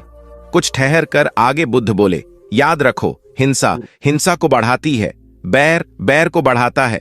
नदी से ही सीख लो कि वह किसी से लड़ती नहीं, वह निश्चल भाव से अपने जल का सभी के लिए दान करती है। बुद्ध के शब्दों ने जादू जैसा काम किया और दोनों पक्षों की समस्या का सहज रूप से समाधान हो गया। दोनों पक्ष मिल बांटकर पानी का उपयोग करने लगे। कुल बुद्ध एक दिन वैशाली में प्रवचन दे रहे थे। विशाल जनसमूह उन्हें अत्यंत शांति और तन्मयता से सुन रहा था। कहीं कोई शोर नहीं था, मात्र बुद्ध की वाणी गूंज रही थी। बुद्ध के शिष्यों के साथ उपस्थित लोग बुद्ध के अमृत वचनों का पान पूर्ण एकाग्रता से कर रहे थे। तभी उस शांत वातावरण में खलल उत्पन्न करती एक व्यक्ति की जोरदार आवाज आई, आज मुझे सभा में बैठने की अनुमति क्यों नहीं दी गई? बुद्ध उस व्यक्ति का चिल्लाना सुनकर भी मौन रहे। उस व्यक्ति ने पुनः चिल्लाकर यही प्रश्न पूछा। बुद्ध ने नेत्र बंद कर लिए। उनका एक शिष्य बोल उठा, भगवान, बाहर खड़े अपने इस शिष्य को अंदर आने की अनुमति दीजिए। बुद्ध ने नेत्र खोलकर कहा, नहीं, यह अस्पृश्य है। शिष्यगण बुद्ध के मुंह से अस्पृश्य शब्द सुनकर विस्मित हुए और उन्होंने पूछा, वह अस्पृश्य क्यों? कैसे? भगवान, आपके धर्म में तो जात पात का भेद नहीं है। बुद्ध बोले, आज यह क्रोध में आया है। क्रोध से जीवन की एकता भंग होती है। क्रोध ही मानसिक हिंसा करता है। किसी भी कारण से क्रोध करने वाला अस्पृश्य है। उसे कुछ देर तक स्मरण कर लेना चाहिए कि अहिंसा परम धर्म है। कथा का उपदेश यह है कि क्रोध एक असात्विक भाव है जो कर्ता और भोक्ता दोनों के लिए हानिकारक होता है। इससे बचते हुए शांति से विचारने व कार्य करने की प्रवृत्ति अपनानी चाहिए। शांत मन और मस्तिष्क ही विवेकपूर्ण निर्णय लेने में सक्षम होते हैं। बौद्ध संघ के एक भिक्षु को कोई गंभीर रोग हो गया। उसकी हालत इतनी खराब हो गई कि वह चल फिर भी नहीं सकता था और मल मूत्र में लिपटा पड़ा रहता था। उसकी यह हालत देख उसके साथी भिक्षु भी उसके पास नहीं आते और घृणा से मुंह फेरकर आसपास से निकल जाते थे। कुछ दिनों बाद बुद्ध को यह बात पता चली तो वे तत्काल अपने प्रिय शिष्य आनंद के साथ उस भिक्षु के पास पहुंचे। उसकी दयनीय दशा से उन्हें घोर कष्ट हुआ। उन्होंने भिक्षु से पूछा, तुम्हें कौन सा रोग हुआ है? भिक्षु बोला, भगवान, मुझे पेट की बीमारी है। बुद्ध ने स्नेह से उसके सिर पर हाथ फेरते हुए प्रश्न किया, क्या तुम्हारी परिचर्या करने वाला कोई नहीं है? भिक्षु की ना सुनते ही बुद्ध ने आनंद से कहा, पानी लेकर आओ, हम लोग पहले इसका शरीर स्वच्छ करेंगे। आनंद पानी लेकर आए। फिर बुद्ध ने भिक्षु के शरीर पर पानी डाला और आनंद ने उसके मल मूत्र को साफ किया।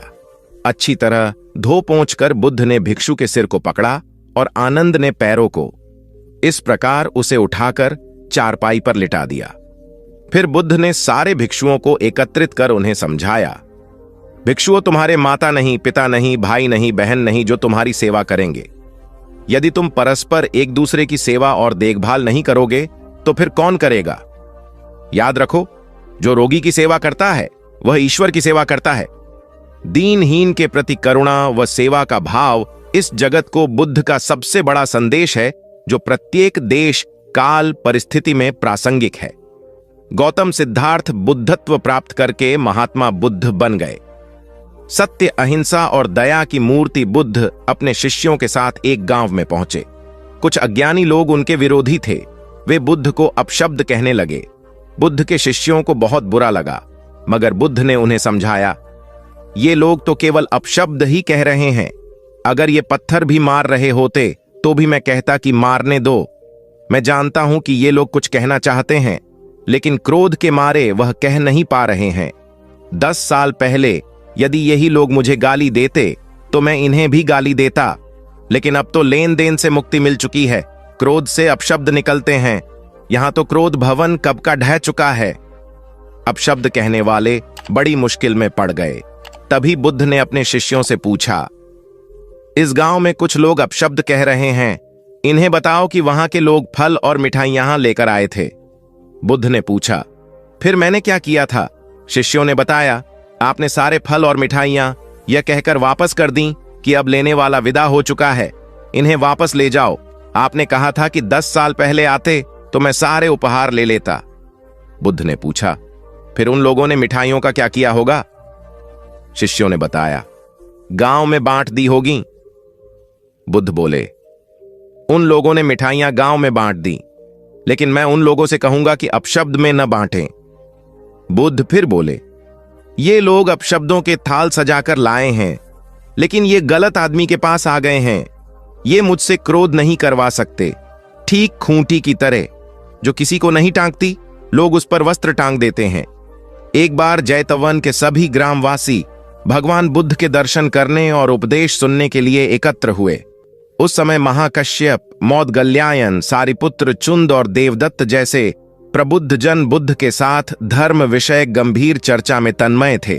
ग्रामवासी थोड़ा ठिठक कर खड़े हो गए, क्योंकि इतने ज्ञानी जनों के बीच उन सभी को असहज सा महसूस हो रहा था। कुछ देर बाद बुद्ध की दृष्टि इन ग्रामवासियों पर पड़ी। उन्होंने तुरंत धर्म चर्चा रोक दी। प्रबुद्ध जन बुद्ध के इस व्यवहार पर चकित हो उठे और प्रश्नात्मक दृष्टि से उनको ओर देखा। बुद्ध अनाथ पिंडक नामक जिज्ञासु से बोले, भद्र, उठो, सामने ब्राह्मण मंडली खड़ी है, उन्हें आसन दो और आतिथ्य की सामग्री ले आओ। अनाथ पिंडक ने पीछे मुड़कर देखा तो उसे ब्राह्मण मंडली तो कहीं नहीं दिखी। मैले कुचैले या फटे वस्त्रों में खड़े ग्रामवासियों का झुंड दिखाई दिया। पिंडक ने शक्ति स्वर में कहा, देव, उन लोगों में एक भी ब्राह्मण नहीं है। ये सभी तो निम्न जाति के हैं, कई तो इनमें शूद्र हैं। बुद्ध गंभीर होकर बोले, पिंडक, जो व्यक्ति सदा श्रद्धावान है वह ब्राह्मण ही है। ये लोग प्रयोजन के लिए भावयुक्त होकर आए हैं, इसलिए इस समय तो ये ब्राह्मण ही हैं। अत तुम इनका समुचित सत्कार करो। कथा का इंगित यह है कि व्यक्ति जन्म से नहीं, कर्म से ब्राह्मण होता है। जो सद्गुणी हों और सत्कर्मी हों, वे शूद्र जाति में जन्मने के बावजूद ब्राह्मण हैं तथा उसी रूप में उनका आदर किया जाना चाहिए।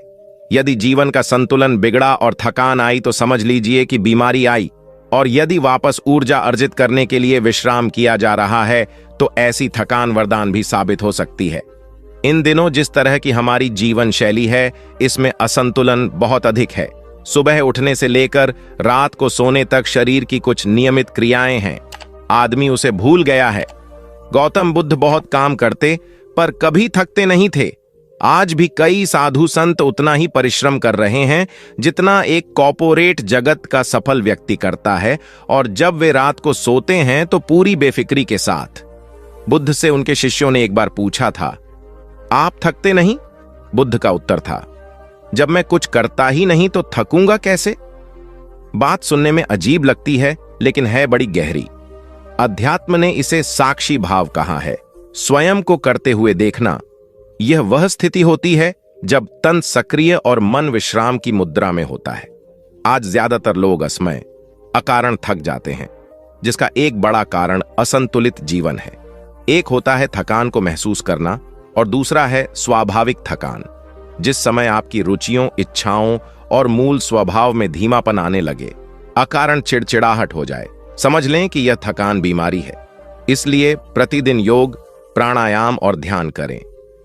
ये क्रियाएं अपने आप में एक विश्राम हैं। करने वाला कोई और है, हम तो महज उसके हाथों की कठपुतली हैं। यह मनोभाव भी थकान को मिटाएगा। क्या दिक्कत है ऐसा सोच लेने में? महात्मा बुद्ध ज्ञान प्राप्ति के लिए घोर तप में लगे थे। उन्होंने शरीर को काफी कष्ट दिया, यात्राएं की, घने जंगलों में कठिन साधना की, पर आत्मज्ञान की प्राप्ति नहीं हुई। निराश हो बुद्ध सोचने लगे, मैंने अभी तक कुछ भी प्राप्त नहीं किया, अब आगे क्या कर पाऊंगा? निराशा, अविश्वास के इन नकारात्मक भावों ने उन्हें क्षुब्ध कर दिया। कुछ ही क्षणों के बाद उन्हें प्यास लगी। वे थोड़ी दूर स्थित एक झील तक पहुंचे। वहां उन्होंने एक दृश्य देखा कि एक नन्ही सी गिलहरी के 2 बच्चे झील में डूब गए। पहले तो वह गिलहरी जड़वत बैठी रही, फिर कुछ देर बाद उठकर झील के पास गई, अपना सारा शरीर झील के पानी में भिगोया और फिर बाहर आकर पानी झाड़ने लगी। ऐसा वह बार बार करने लगी। बुद्ध सोचने लगे कि इस गिलहरी का प्रयास कितना मूर्खतापूर्ण है। क्या कभी यह इस झील को सुखा सकेगी? किंतु गिलहरी का यह क्रम लगातार जारी था। बुद्ध को लगा मानो गिलहरी कह रही हो कि यह झील कभी खाली होगी या नहीं, यह मैं नहीं जानती, किंतु मैं अपना प्रयास नहीं छोड़ूंगी। अतः उस छोटी सी गिलहरी ने भगवान बुद्ध को अपने लक्ष्य मार्ग से विचलित होने से बचा लिया।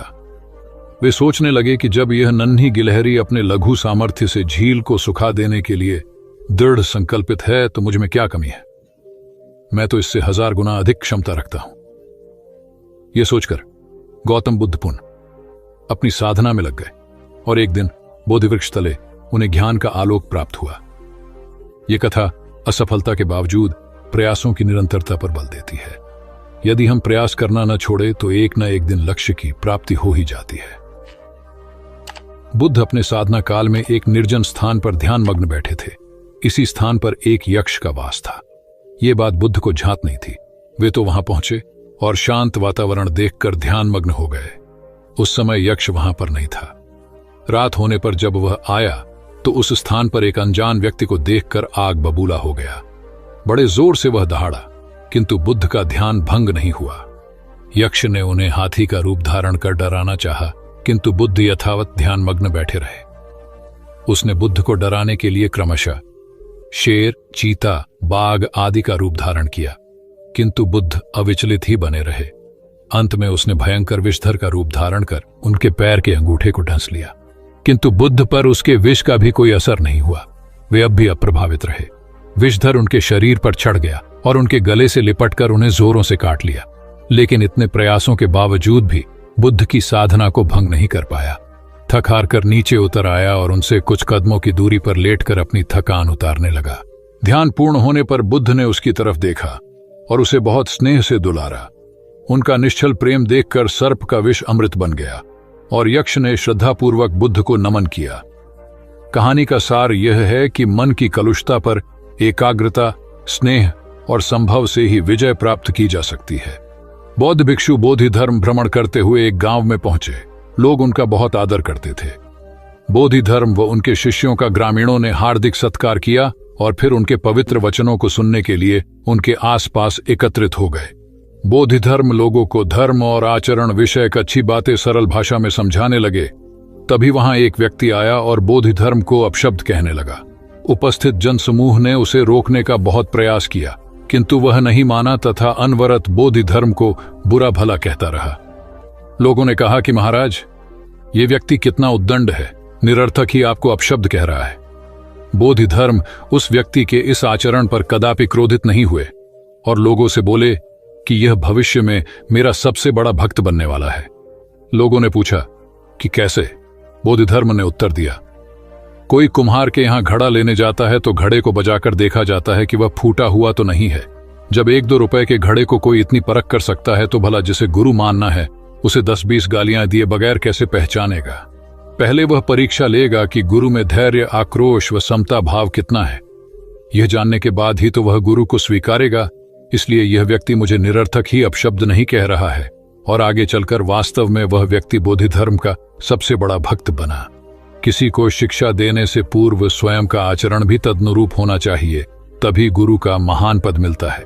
वस्तुतः गुरु की गुरुता तभी स्वीकारी जाती है जबकि उसमें सदाचरण के सभी लक्षण मौजूद हों। महात्मा गौतम बुद्ध के श्रावस्ती में प्रवचन चल रहे थे। प्रवचन में नित्य ही बड़ी संख्या में लोग आते और विविध महत्वपूर्ण व गंभीर विषयों पर बुद्ध से ज्ञान ग्रहण करते। बुद्ध का शिष्य वर्ग भी काफी विशाल था, जो प्रवचन स्थल की व्यवस्था संभालता और बुद्ध की सेवा में सदैव तत्पर रहता। एक बार रात के समय महात्मा बुद्ध प्रवचन दे रहे थे। सदैव की भांति काफी लोग उनके प्रवचन सुन रहे थे। एक व्यक्ति जो बुद्ध के ठीक सामने बैठा था बार बार नींद के झोंके ले रहा था। बुद्ध थोड़ी देर तक तो प्रवचन देते रहे, फिर उससे बोले, वत्स, सो रहे हो? उस व्यक्ति ने हड़बड़ाकर कहा, नहीं महात्मा। बुद्ध ने पुनः प्रवचन प्रारंभ किए। वह व्यक्ति फिर ऊँघने लगा।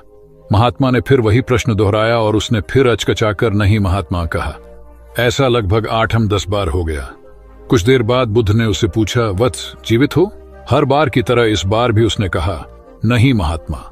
यह सुनकर उपस्थित श्रोताओं में हंसी की लहर दौड़ गई और वह व्यक्ति पूर्णतः चैतन्य हो गया।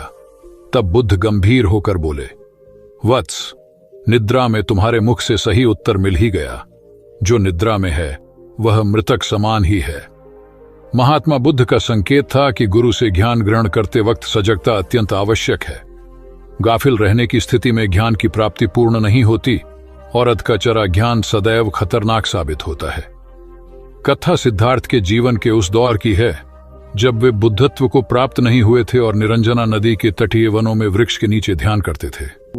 सिद्धार्थ प्रतिदिन ध्यान करने के बाद पास के किसी गांव में चले जाते और भिक्षा मांगकर लौट आते। कुछ दिनों के बाद उन्होंने भिक्षाटन पर जाना बंद कर दिया, क्योंकि एक गांव के प्रधान की छोटी बेटी सुजाता उनके लिए नित्य भोजन लाने लगी। सिद्धार्थ को वह बड़े स्नेह से भोजन कराती थी। कुछ दिनों बाद उसी गांव का एक चरवाहा भी सिद्धार्थ से प्रभावित होकर उनके पास आने लगा। उसका नाम स्वस्थी था। एक दिन स्वस्थी से सिद्धार्थ बातें कर रहे थे कि सुजाता भोजन लेकर आई। जैसे ही सिद्धार्थ ने भोजन करना शुरू किया, उन्होंने बातचीत बंद कर दी। जितनी देर तक वे भोजन करते रहे, बिल्कुल चुप रहे और वहां सन्नाटा छाया रहा। स्वस्थी को हैरानी हुई। उसने सिद्धार्थ के भोजन करने के उपरांत उनसे पूछा, गुरुदेव, आप मेरे आने के बाद निरंतर वार्तालाप करते रहे, किंतु भोजन के समय एक शब्द भी नहीं बोले। इसका क्या कारण है? सिद्धार्थ बोले, भोजन का निर्माण बड़ी कठिनाई से होता है। किसान पहले बीज बोता है, फिर पौधों की रखवाली करता है और तब कहीं जाकर अनाज पैदा होता है। फिर घर की महिलाएं उसे बड़े जतन से खाने योग्य बनाती हैं। इतनी कठिनाई से तैयार भोजन का पूरा आनंद तभी संभव है जब हम पूर्णतः मौन हों। भोजन के दौरान मैं मौन रहकर उसका पूरा स्वाद लेता हूं। वस्तुतः शांति से किया गया भोजन न केवल शारीरिक भूख को तृप्त करता है, बल्कि मानसिक आनंद और सात्विक ऊर्जा भी देता है। सम्राट अशोक संपूर्ण भारत को अपने राज्य में मिलाना चाहते थे, पर कलिंग के युद्ध में हुए रक्तपात को देखकर उन्हें अत्यधिक दुख पहुंचा। उनकी महत्वाकांक्षा ने जो तबाही मचाई थी, उसे देखकर उन्हें खुद पर ग्लानि हुई। उन्होंने देखा कि लोग दर्द से कराह रहे थे। यह सब विनाश केवल उनकी महत्वाकांक्षा से हुआ था। यह सब देखकर अशोक के मन में विनाश का पथ छोड़कर नेकी के रास्ते पर चलने का विचार जगा। अशोक की राजधानी पाटलिपुत्र थी। पाटलिपुत्र अब पटना के रूप में जाना जाता है। पटना से गया भी अधिक दूर नहीं है, जहां बोधि वृक्ष के नीचे महात्मा बुद्ध को ज्ञान प्राप्त हुआ था। बुद्ध के अष्टप्रद मार्ग, शांति व दया के संदेश ने अशोक के दिलो दिमाग में इतनी उथल पुथल पैदा कर दिया कि उन्होंने उस मार्ग को अपनाने का फैसला किया। इस पथ पर चलने से उन्होंने इतिहास में अपनी अमिट छाप छोड़ी।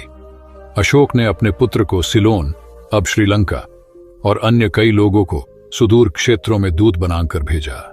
एक निर्दयी महत्वाकांक्षा एक ऐसे पवित्र उद्देश्य में बदल चुकी थी जिसमें कुछ अच्छा कर गुजरने की, करुणा और प्रेम के संदेश को चारों ओर फैलाने की इच्छा थी। करुणा केवल दया भावना मात्र नहीं है, ये आपके अंदर दूसरों की मदद करने की तीव्र इच्छा पैदा करती है। इसी भावना ने बुद्ध को भगवान और अशोक को महान बनाया। तथागत बुद्ध उन दिनों मगध प्रवास पर थे, साथ में शिष्यों का बड़ा समूह भी था। प्रतिदिन बुद्ध के प्रवचन होते जिनका लाभ लेने के लिए बड़ी संख्या में लोग आते। इन लोगों में साधारण जन के साथ विशिष्ट हस्तियां भी शामिल रहती थीं। हालांकि बुद्ध सभी के प्रति समान रूप से प्रेम व आत्मीयता का व्यवहार रखते थे। इन लोगों में नगर सेठ का पुत्र भी था जो बड़े ध्यान से बुद्ध के प्रवचन सुनता था। वह नित्य ही बुद्ध के शिष्यों के समक्ष बुद्ध की तारीफों के पुल बांधता और धन्य धन्य भाव से घर जाता। एक दिन प्रवचन समाप्त होने के बाद उसने किसी शिष्य से कहकर बुद्ध से मिलने की हार्दिक इच्छा प्रकट की। जब उसे बुद्ध के सामने ले जाया गया तो उसने उन्हें साष्टांग प्रणाम कर कहा, भगवान, आप जैसा तपस्वी और ज्ञानी व्यक्ति पहले न कभी हुआ था और न भविष्य में होगा। यह सुनते ही बुद्ध ने उसकी बात बीच में ही रोककर कहा, वत्स, क्या तुमने इतना अध्ययन कर लिया है कि अब तक कितने संत महापुरुष हुए हैं, और क्या भविष्य भी जान चुके हो कि आगे और कोई नहीं होगा? युवक लज्जित भाव से चुप खड़ा रहा क्योंकि इस बात का उसके पास कोई जवाब नहीं था। बुद्ध ने अपनी बात समाप्त करते हुए उसे सीख दी, सदैव अपनी आंखें खुली रखो, जो जैसा है उसे वैसा ही महत्व दो, किसी से उसकी तुलना मत करो। कथा का सार यह है कि किसी भी क्षेत्र के अधिकारी विद्वान की स्वतंत्र रूप से प्रशंसा करना उचित है, किंतु सर्वश्रेष्ठ बताना अनुचित, क्योंकि श्रेष्ठता को व्यक्ति, समय व स्थान की सीमाओं में नहीं बांधा जा सकता। आनंद भगवान बुद्ध के प्रमुख व प्रिय शिष्य थे। उनके स्वभाव में उदारता, स्नेह व सहिष्णुता जैसे गुण शामिल थे। वे सभी के प्रति समान व्यवहार करते थे। उनकी दृष्टि में कोई छोटा या बड़ा नहीं था। एक बार आनंद कहीं जा रहे थे। रास्ते में उन्हें बड़े जोर की प्यास लगी। आसपास देखा तो निकट ही कुआं दिखाई दिया। वे वहां पहुंचे। कुएं से एक लड़की पानी भर रही थी। आनंद ने उसके पास जाकर कहा, बहन, मैं बड़ी दूर से आ रहा हूं, मुझे बहुत जोर से प्यास लगी है, कृपा कर पानी पिला दो।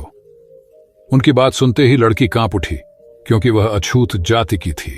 वह जानती थी कि किसी ऊंची जाति के व्यक्ति को पानी पिलाना उसके अधिकार क्षेत्र से बाहर है। वह निगाह नीची कर चुपचाप खड़ी रही। आनंद ने प्यास से व्याकुल होकर फिर कहा, बहन, तुमने सुना नहीं, प्यास के मारे मेरे प्राण निकले जा रहे हैं, मुझे पानी पिला दो। लड़की भयवश कुछ नहीं बोल पाई। जब आनंद ने बड़े स्नेह से उससे पानी न पिलाने का कारण पूछा तो वह बोली, मैं निम्न जाति की कन्या हूं, आपको पानी कैसे पिला सकती हूं? उसकी बात सुनकर आनंद ने कहा, बहन, मैंने तुमसे पानी मांगा है, जाति तो नहीं पूछी। आनंद की उदारता ने उस कन्या का भय दूर कर दिया और उन्हें पानी पिलाकर वह धन्य हो गई। कथा का सार यह है कि ईश्वर की दृष्टि सम होने के कारण उसने सभी मनुष्यों को समान शरीर, बुद्धि और भावना से नवाजा है। अपने सृष्टिकर्ता के विरुद्ध जाकर मानव मानव में भेद करना सर्वथा अनुचित है। एक बार भगवान बुद्ध अपने शिष्यों के साथ पाटलिपुत्र पहुंचे। सभी लोग एक विहार में रुके। भोजन के बाद बुद्ध ने आनंद से अगले दिन से प्रवचन आरंभ करने को कहा। अगले दिन बुद्ध का प्रवचन सुनने बड़ी संख्या में लोग उपस्थित थे। बुद्ध प्रवचन देने के बाद लोगों से मिलते, उनकी समस्याएं सुनते और नेक सलाह देते। एक दिन प्रवचन के समय बुद्ध के शिष्य आनंद ने उनसे पूछा, भंते, आपके सामने हजारों लोग बैठे हैं, बताइए कि इनमें सबसे सुखी कौन है? बुद्ध ने एक विहंगम दृष्टि भीड़ पर डालते हुए कहा, वह देखो, सबसे पीछे एक दुबला पतला फटे वस्त्र पहने जो आदमी बैठा है, वह सर्वाधिक सुखी है। आनंद सहमत नहीं हुआ। वह बोला, यह कैसे संभव है? वह तो बहुत दयनीय जान पड़ता है। बुद्ध ने अपनी बात सिद्ध करने के लिए बारी बारी से सामने बैठे लोगों से पूछा, तुम्हें क्या चाहिए? किसी ने संतान मांगी तो किसी ने मकान, कोई रोग मुक्ति चाहता था तो कोई अपने शत्रु पर विजय। ऐसा एक भी व्यक्ति नहीं था जिसे कोई इच्छा ना हो। अंत में बुद्ध ने उस फटेहाल आदमी को बुलाकर पूछा, तुम्हें क्या चाहिए? उसने हाथ जोड़कर जवाब दिया, कुछ नहीं, यदि ईश्वर को मुझे कुछ देना ही है तो बस इतना कर दें कि मेरे अंदर कभी कोई चाह पैदा ना हो। मैं ऐसे ही स्वयं को सबसे बड़ा सुखी मानता हूं। उसकी बात सुनकर आनंद से बुद्ध ने कहा, आनंद, जहां चाह है वहां सुख नहीं हो सकता। आनंद ने बुद्ध की इस शिक्षा को सदा के लिए गांठ बांध लिया। सार यह है कि लालसा से लोभ बढ़ता है, जो असंतोष का जनक होता है। यदि सही अर्थों में सुख पाना है तो किसी लालसा की बजाय उपलब्ध स्थितियों में संतुष्ट रहना चाहिए। गौतम बुद्ध ने बहुत से अज्ञानी लोगों को सम्यक दृष्टि प्रदान की थी। तब को बात है, कौसाम्बी में एक ब्रह्मचारी रहता था। उसे अभिमान था कि उस जैसा कोई विद्वान नहीं है, इसलिए अपने साथ सदैव जलती मशाल रखता था। गौतम बुद्ध ने देखा तो उसे पूछा, अरे ये मशाल लिए क्यों घूमते हो? ब्रह्मचारी ने उत्तर दिया, सभी प्राणी अंधकार और अज्ञान में पथभ्रष्ट हैं, उन्हें रास्ता दिखाने के लिए मशाल लिए घूमता हूं। तथागत ने पूछा, क्या तुम्हें 4 प्रकार की विद्याओं, शब्द विद्या, नक्षत्र विद्या, राज विद्या व युद्ध विद्या का पूर्ण ज्ञान है? ब्रह्मचारी ने अपनी अनभिज्ञता प्रकट करते हुए मशाल फेंककर तथागत के चरणों में मस्तक झुका दिया। उसका ज्ञान गर्व चूर हो गया। जो दूसरों को मूर्ख समझकर उनसे घृणा करता है, वो उस व्यक्ति की तरह है जो स्वयं अंधा होकर दूसरों को मशाल दिखाता घूमता है। अहंकारी कभी विवेकवान नहीं हो सकता और बिना विवेक के सत असत का ज्ञान नहीं हो सकता। अंततः ऐसे विवेकांत व्यक्ति को जीवन में कोई उपलब्धि प्राप्त नहीं होती, हताशा ही हाथ लगती है। काशाय वस्त्र पहन लिए। उसने सुना, आप एकाहारी हो गए हैं, वह भी एकाहारी हो गई। आपने उत्तम पलंग पर सोना त्याग दिया है तो इसने भी त्याग दिया। आपने माला का त्याग किया, गंध का त्याग किया तो इसने भी वह सब त्याग दिया। मायके वाले इसे संदेश भेजते हैं, वे इसे ले जाना चाहते हैं, लेकिन यह यहीं रहती है, इसी कक्ष में। यह गुण की मूर्ति है। राजा स्नेह से अपनी बहू को देखते रहे। अचानक तथागत उठे, उस कक्ष से बाहर चले गए। शाक्य मुनि ने शिष्यों को शांत रहने को कहा था, लेकिन वे स्वयं उस कक्ष से बाहर चले गए। मैं हमेशा सोचता हूं उस पल क्या हुआ होगा, उनके मन के भीतर कैसे कैसे विचार उठते होंगे। क्या संबोधि एक लघु क्षण होता है या दीर्घ क्षण? क्या संबोधि एक अनंत अभ्यास है? क्या संयम उसका गरुड़यान है? धम्मपद का 13वां श्लोक बार बार याद आता है। यथागारम दुछेन बुट्टी समति विभजति एवं अभावितम चित्तम राघो समति विभजति। घर की छत मजबूत ना हो, सही तरह से उसे घास फूस से ढका ना गया हो, तो बरसात के दिनों में उसमें से पानी रिसता है, घर भर में फैल जाता है। उसी तरह ध्यान और एकाग्रता हमारे व्यक्तित्व की छत है। एक दिन एक व्यक्ति बुद्ध के पास पहुंचा। वह बहुत अधिक तनाव में था। अनेक प्रश्न उसके दिमाग में घूम घूम कर उसे परेशान कर रहे थे, जैसे आत्मा क्या है, आदमी मृत्यु के बाद कहां जाता है, सृष्टि का निर्माता कौन है, स्वर्ग नरक की अवधारणा कहां तक सच है और ईश्वर है या नहीं। उसे इन प्रश्नों के उत्तर नहीं मिल रहे थे। जब वह बुद्ध के पास पहुंचा तो उसने देखा कि बुद्ध को कई लोग घेर कर बैठे हैं। बुद्ध उन सभी के प्रश्नों व जिज्ञासाओं का समाधान अत्यंत सहज भाव से कर रहे हैं। काफी देर तक यह क्रम चलता रहा, किंतु बुद्ध धैर्यपूर्वक हर एक को संतुष्ट करते रहे। बेचारा व्यक्ति वहां का हाल देखकर परेशान हो गया। उसने सोचा कि इन्हें दुनियादारी के मामलों में पड़ने से क्या लाभ, अपना भगवत भजन करें और बुनियादी समस्याओं से ग्रस्त इन लोगों को भगाए। किंतु बुद्ध का व्यवहार देखकर तो ऐसा लग रहा था मानो इन लोगों का दुख उनका अपना दुख है। आखिर उस व्यक्ति ने पूछ ही लिया, महाराज, आपको इन सांसारिक बातों से क्या लेना देना? बुद्ध बोले, मैं ज्ञानी नहीं हूं और इंसान हूं। वैसे भी वह ज्ञान किस काम का जो इतना घमंडी और आत्म केंद्रित हो कि अपने अतिरिक्त दूसरे की चिंता ही न कर सके। ऐसा ज्ञान तो अज्ञान से भी बुरा है। बुद्ध की बातें सुनकर व्यक्ति को उलझन दूर हो गई। उस दिन से उसकी सोच व आचरण दोनों बदल गए। कथा का सार यह है कि ज्ञान तभी सार्थक होता है जब वह लोक कल्याण में संलग्न हो। महात्मा बुद्ध ने युवक को सत्संग का महत्व समझाया। महात्मा बुद्ध एक गांव में ठहरे हुए थे। वे प्रतिदिन शाम को वहां पर सत्संग करते थे। भक्तों की भीड़ होती थी क्योंकि उनके प्रवचनों से जीवन को सही दिशा बोध प्राप्त होता था। बुद्ध की वाणी में गजब का जादू था। तब बुद्ध ने उसे समझाया, यदि इसी तरह उसे पानी में निरंतर डालते रहोगे तो कुछ ही दिनों में ये छेद फूलकर बंद हो जाएंगे और टोकरी में पानी भर पाओगे।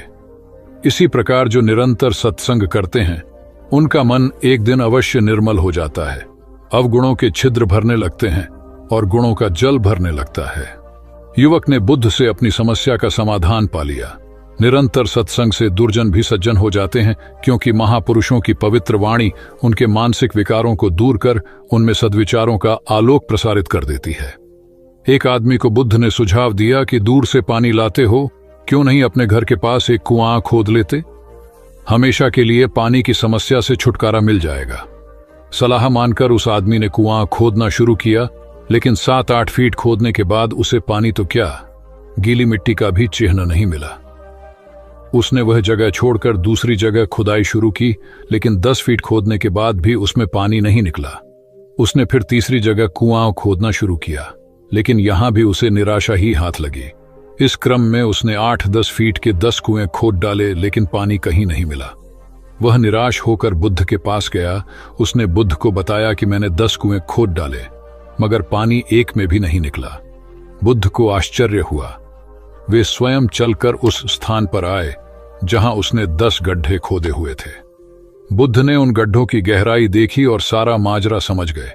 फिर वे बोले, 10 कुएं खोदने की बजाय एक कुएं में ही तुम अपना सारा परिश्रम लगाते तो पानी कब का मिल गया होता। तुम सब गड्ढों को बंद कर दो, केवल एक को गहरा करते जाओ, पानी निकल आएगा। उसने बुद्ध को बात मानकर ऐसा ही किया। परिणाम स्वरूप कुआं पूर्ण होते ही पानी निकल आया। सबने भगवान बुद्ध की जय जयकार की। धन्ना सेठ के पास 7 पुश्तों के पालन पोषण जितना धन था। उसका व्यापार चारों तरफ फैला हुआ था, किंतु फिर भी उसका मन अशांत रहता था। कभी धन की सुरक्षा की चिंता, तो कभी व्यापारिक प्रतिस्पर्धा में आगे निकलने का तनाव। चिंता और तनाव के कारण वह अस्वस्थ रहने लगा। उसके मित्र ने उसकी गिरती दशा देखी तो उसे बुद्ध के पास जाने की सलाह दी। सेठ बुद्ध के पास पहुंचा और अपनी समस्या बताई। बुद्ध ने उसे सांत्वना देते हुए कहा, तुम घबराओ मत, तुम्हारा कष्ट अवश्य दूर होगा। बस तुम यहां कुछ दिन रहकर प्रभु का ध्यान किया करो। बुद्ध के कहे अनुसार सेठ ने रोज ध्यान करना शुरू कर दिया, किंतु सेठ का मन ध्यान में नहीं लगा। वह जैसे ही ध्यान करने बैठता, उसका मन फिर अपनी दुनिया में चला जाता। उसने बुद्ध को यह बात बताई, किंतु बुद्ध ने कोई उपाय नहीं बताया। थोड़ी देर बाद जब सेठ बुद्ध के साथ वन में सायंकालीन भ्रमण कर रहा था, तो उसके पैर में एक कांटा चुभ गया। वह दर्द के मारे कराहने लगा। बुद्ध ने कहा, बेहतर होगा कि तुम जी कड़ाकर कांटे को निकाल दो, तब इस दर्द से मुक्ति मिल जाएगी। सेठ ने मन कड़ाकर कांटा निकाल दिया। उसे चैन मिल गया। तब बुद्ध ने उसे समझाया, ऐसे ही लोभ, मोह, क्रोध, घमंड व द्वेष के कांटे तुम्हारे मन में गड़े हैं। जब तक अपने मन की संकल्प शक्ति से उन्हें नहीं निकालोगे, अशांत ही रहोगे। सेठ का अज्ञान बुद्ध के इन शब्दों से दूर हो गया और उसने निर्मल हृदय की राह पकड़ ली। अपनी कुप्रवृत्तियों से मुक्ति के लिए संकल्पबद्धता अनिवार्य है। जब तक व्यक्ति दृढ़ निश्चय न कर ले, वह अपनी गलत आदतों से मुक्त नहीं हो सकता। बुद्ध की शिक्षा से गांव का उद्धार हुआ। एक युवक ने बुद्ध से आकर कहा, मेरा गांव अशिक्षित है। मैं अपने परिवार से झगड़कर थोड़ा बहुत पढ़ पाया हूं। आगे और पढ़ना चाहता हूं, किंतु सभी रोक रहे हैं।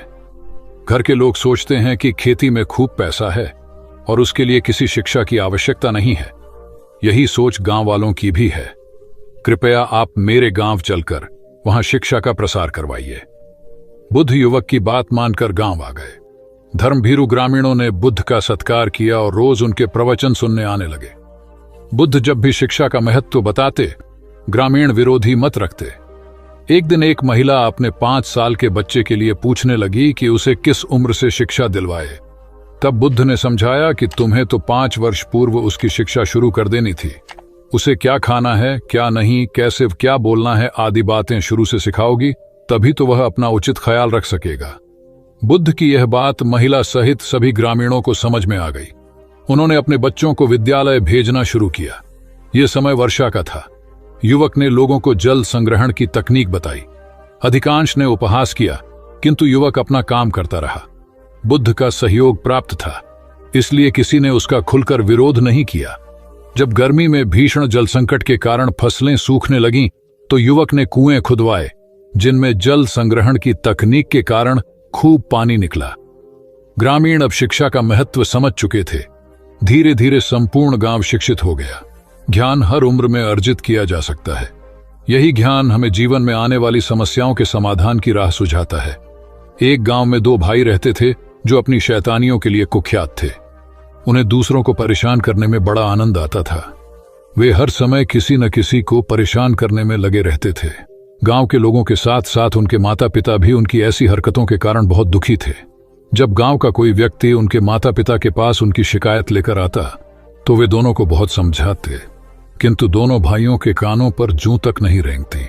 एक दिन उनकी मां गांव में आए हुए महात्मा बुद्ध के पास गई और अपने बच्चों में किसी भी तरह ईश्वर का भय भर देने का आग्रह किया ताकि वे लोग शैतानी से बाज आए। महात्मा बुद्ध ने मां से दोनों को एक एक करके उनके पास भेजने को कहा। मां ने अपने पहले लड़के को महात्मा बुद्ध के पास भेजा। वह जाकर महात्मा बुद्ध के पास बैठ गया।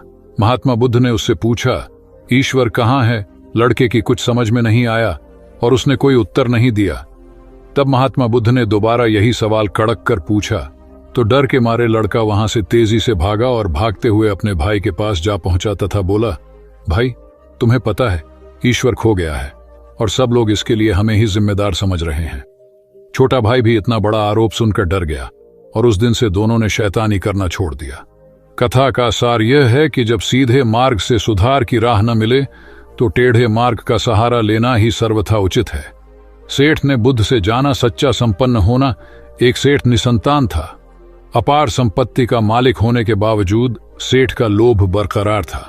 संतान न होने का दुख उसे बहुत था और इस कारण वह न जाने कितने फकीर, बाबा और पंडितों के दर पर माथा टेक चुका था, किंतु नतीजा शून्य रहा। एक बार सेठ के नगर में बुद्ध का आगमन हुआ। सेठ ने उनकी बहुत ख्याति सुनी तो अगले ही दिन उनसे मिलने पहुंचा। बुद्ध को अपनी निसंतानता के विषय में बताया तो उन्होंने सेठ के सिर पर हाथ रखकर हार्दिक आशीर्वाद दिया। संयोग की बात कि कुछ ही समय बाद सेठ को संतान सुख प्राप्त हो गया। वह बुद्ध के प्रति आभार भाव से भर उठा। सोचने लगा कि बुद्ध के प्रति उपकार कैसे जताए। विचार करने के उपरांत उसने एक बक्से में बेशकीमती हीरे जवाहरात रखे और बुद्ध के पास पहुंचा। बुद्ध को प्रणाम निवेदित कर सेठ बोला, महाराज आपकी कृपा से मुझे संतान का मुख देखने को मिला। मैं आपके लिए कुछ करना चाहता हूं, सो यह तुच्छ भेंट लाया हूं। बुद्ध ने हीरे जवाहरात देखते ही अस्वीकार कर दिए। उन्होंने कहा, मेरे लिए धन व्यर्थ है, इसे तुम ही रखो। जब सेठ अधिक आग्रही हुआ तो बुद्ध बोले, मैं निर्धनों से दान नहीं लेता। आश्चर्यचकित सेठ ने कहा, पर मैं तो निर्धन नहीं हूं, अपार धन संपत्ति मेरे पास है। मेरी तिजोरियां सोने चांदी गहनों व जवाहरातों से भरी हुई हैं। रात दिन परिश्रम कर मैं इस संपत्ति को दिन दूनी रात चौगुनी कर रहा हूं, फिर मैं निर्धन कैसे हूं? तब बुद्ध ने समझाया, इसका आशय यह है कि तुम अपनी वर्तमान संपत्ति से तृप्त नहीं हो, और अतृप्त व्यक्ति निर्धन ही तो होता है, क्योंकि सच्चा संपन्न तो वह है जो तृप्त हो। बुद्ध की बातों ने सेठ की आंखें खोल दी। संतोष सबसे बड़ा धन और संतोषी सर्वाधिक धनी होता है, क्योंकि इच्छाओं का अंत निर्लिप्तता की परम सुखमय अवस्था को लाता है। एक बार गौतम बुद्ध से अभय राजकुमार ने प्रश्न किया कि क्या श्रमण गौतम कभी कठोर वचन कहते हैं। उसने सोच रखा था कि नहीं कहने पर वह बताएगा कि एक बार उन्होंने देवदत्त को नरकगामी कहा था, और यदि हां कहे तो उसने पूछा, जा सकता है कि जब आप कठोर शब्दों का प्रयोग करने से स्वयं को रोक नहीं पाते, तब दूसरों को ऐसा उपदेश कैसे देते हैं। बुद्ध ने अभय के प्रश्न का आशय जान लिया। उन्होंने कहा, इसका उत्तर न तो हां में दिया जा सकता है और न नहीं में। अभय की गोद में उस समय एक छोटा बालक था। उसकी ओर इशारा करते हुए बुद्ध ने पूछा, राजकुमार, यदि दाई के अनजाने में यह बालक अपने मुख में कांट का टुकड़ा डाल ले, तब तुम क्या करोगे? मैं उसे निकालने का प्रयास करूंगा। यदि वह आसानी से न निकल सकता हो तो बाएं हाथ से उसका सिर पकड़कर दाहिने हाथ की उंगली को टेढ़ा करके उसे निकालूंगा। यदि खून निकलने लगे तो भी मेरा यही प्रयास रहेगा कि वह कांट का टुकड़ा किसी न किसी तरह बाहर निकल आए। ऐसा क्यों? इसलिए कि भंते इसके प्रति मेरे मन में अनुकंपा है। राजकुमार, ठीक इसी तरह तथागत जिस वचन के बारे में जानते हैं कि यह मिथ्या या अनर्थकारी है और उससे दूसरों के हृदय को ठेस पहुंचती है, तब उसका वे कभी उच्चारण नहीं करते, पर इसी तरह जो वचन उन्हें सत्य और हितकारी प्रतीत होते हैं तथा दूसरों को प्रिय लगते हैं, उनका वे सदैव उच्चारण करते हैं। इसका कारण यही है कि तथागत के मन में सभी प्राणियों के प्रति अनुकंपा है। भगवान बुद्ध देव और मनुष्यों के शास्ता थे। परंतु सबसे पहले वह मनुष्य थे। मनुष्य बढ़कर देवता बनता है, यह प्राचीन मान्यता थी। आज भी हम मनुष्यत्व के ऊपर देवत्व की बात करते हैं, परंतु बुद्ध ने इस क्रम को पलट दिया।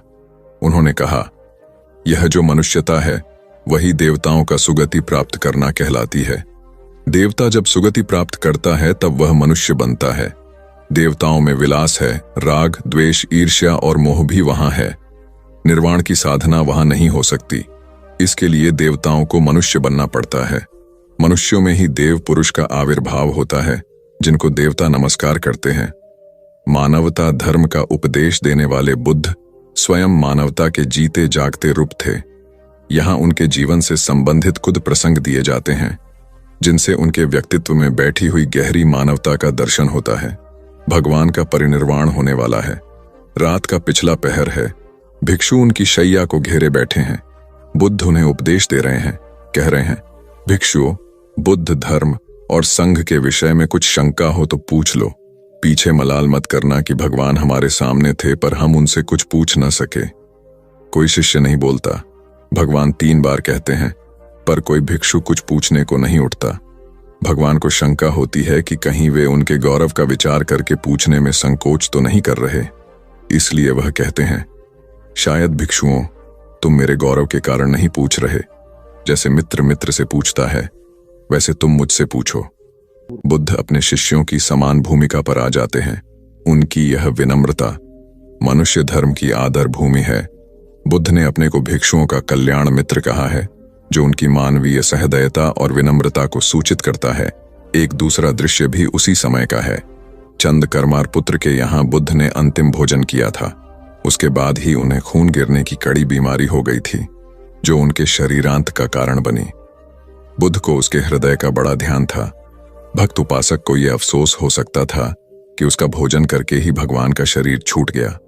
इसलिए आखिरी सांस लेने से पहले उन्होंने आनंद को आदेश दिया, आनंद, चंद करमार पुत्र की इस चिंता को दूर करना और कहना, आयुष्मान तूने बद्धा लाभ कमाया कि मेरे भोजन को करके तथागत परिनिर्वाण को प्राप्त हुए। जिसके हृदय में अगाध करुणा थी वह ऐसा क्यों न कहता। उसने अपने पति के द्वारा बुद्ध के चरणों में प्रणाम अर्पित करवाया। भगवान ने उसे आशीर्वाद देते हुए कहा, कोल्य पुत्री सुप्रवास, सुखी हो जाए, चंगी हो जाए। सुखी और चंगी होकर बिना किसी कष्ट के वह पुत्र प्रसव करे। ब्राह्मणों के साथ भी उनकी पूरी सहानुभूति थी, जैसे कि विश्व के सभी प्राणियों के साथ उनकी पूरी सहानुभूति थी।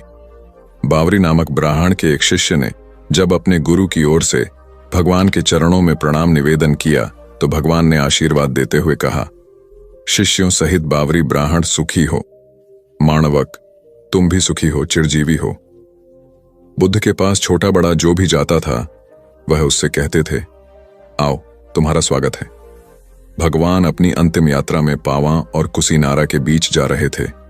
रास्ते में उन्हें पुक्कुस मल्लपुत्र नामक व्यापारी मिला। उसने उन्हें एक दुशाला भेंट किया, परंतु भगवान उसे अकेले कैसे आड़ते। वह अपने शिष्य आनंद को सम्मानित करना चाहते थे। उन्होंने कहा, पुक्कुस, दुशाले के एक भाग को मुझे ओढ़ा दे, दूसरे को आनंद को। पुक्कुस ने ऐसा ही किया। भूल करने वालों के प्रति भी बुद्ध की अनुकंपा का पार न था। एक बार एक ब्राह्मण ने भगवान को वेरंजा में वर्षावास करने का निमंत्रण दिया। भगवान वहां गए, लेकिन वह ब्राह्मण बहुधंधी था। उसने उनकी कुछ भी सुध बुध नहीं ली। बुद्ध को बड़ा कष्ट हुआ। उन्हें 3 महीने तक कुटा हुआ जौ रोज खाना पड़ रहा, क्योंकि उस समय वेरंजा में अकाल पड़ रहा था और वह भी उनको और उनके शिष्यों को घोड़ों के व्यापारियों से मिलता था। इतना होने पर भी वर्षावास की समाप्ति पर भगवान बुद्ध अन्यत्र जाने से पूर्व वेरंजा जाकर ब्राह्मण को आशीर्वाद देना नहीं भूले। भगवान बुद्ध के जीवन में ऐसी अनंत घटनाएं मिलती हैं। उनमें हमें उनकी मानवता के दर्शन होते हैं। उनके जीवन में कोमलता की पराकाष्ठा थी और उनकी वाणी में अपर्वु माधुर्य था, जो सबको अपनी ओर खींचता था। उनके मुंह से क्रोध भरा शब्द कभी नहीं निकलता था। वह मनुष्य थे, परंतु मनुष्य की दुर्बलताओं से ऊपर उठ चुके थे। उनके व्यक्तित्व में मानवता की शुभ ज्योत्सना धर्म की स्थिति बन। एक राजा ने अपने पुरुषार्थ से राज्य को समृद्ध बना दिया था। राज्य में रण बड़ी सुखी थी। क्योंकि वह प्रत्येक वर्ग के हितों को ध्यान में रखकर काम करता था। जब राजा वृद्ध हुआ तो उसे योग्य उत्तराधिकारी को चिंता सताने लगी, क्योंकि उसे लगता कि योग्य उत्तराधिकारी के बिना सुव्यवस्था अव्यवस्था में बदल जाएगी और प्रजा की परेशानी बढ़ जाएगी। हालांकि राजा का एक बेटा था, किंतु वह अत्यधिक आलसी और कर्महीन था। वह स्वयं को मालिक समझता और शेष सभी को अपना गुलाम। यह अहंकार उसके आचरण में सदैव झलकता था। राजा उसे सुधारने के उद्देश्य से बुद्ध के आश्रम में छोड़ आया।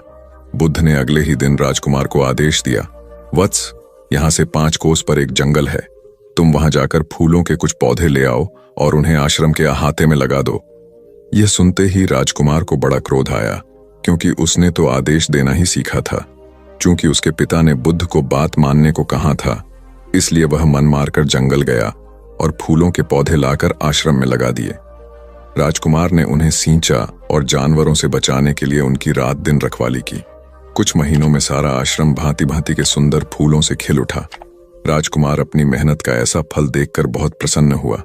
बुद्ध ने उसे शाबाशी देते हुए समझाया, वत्स, याद रखो, जो सोता है उसका भाग्य भी सो जाता है, और जो चलता है उसका भाग्य निरंतर उसके साथ चलता है। अब राजकुमार कर्मठ बन चुका था। राजा को अपना योग्य उत्तराधिकारी मिल गया था।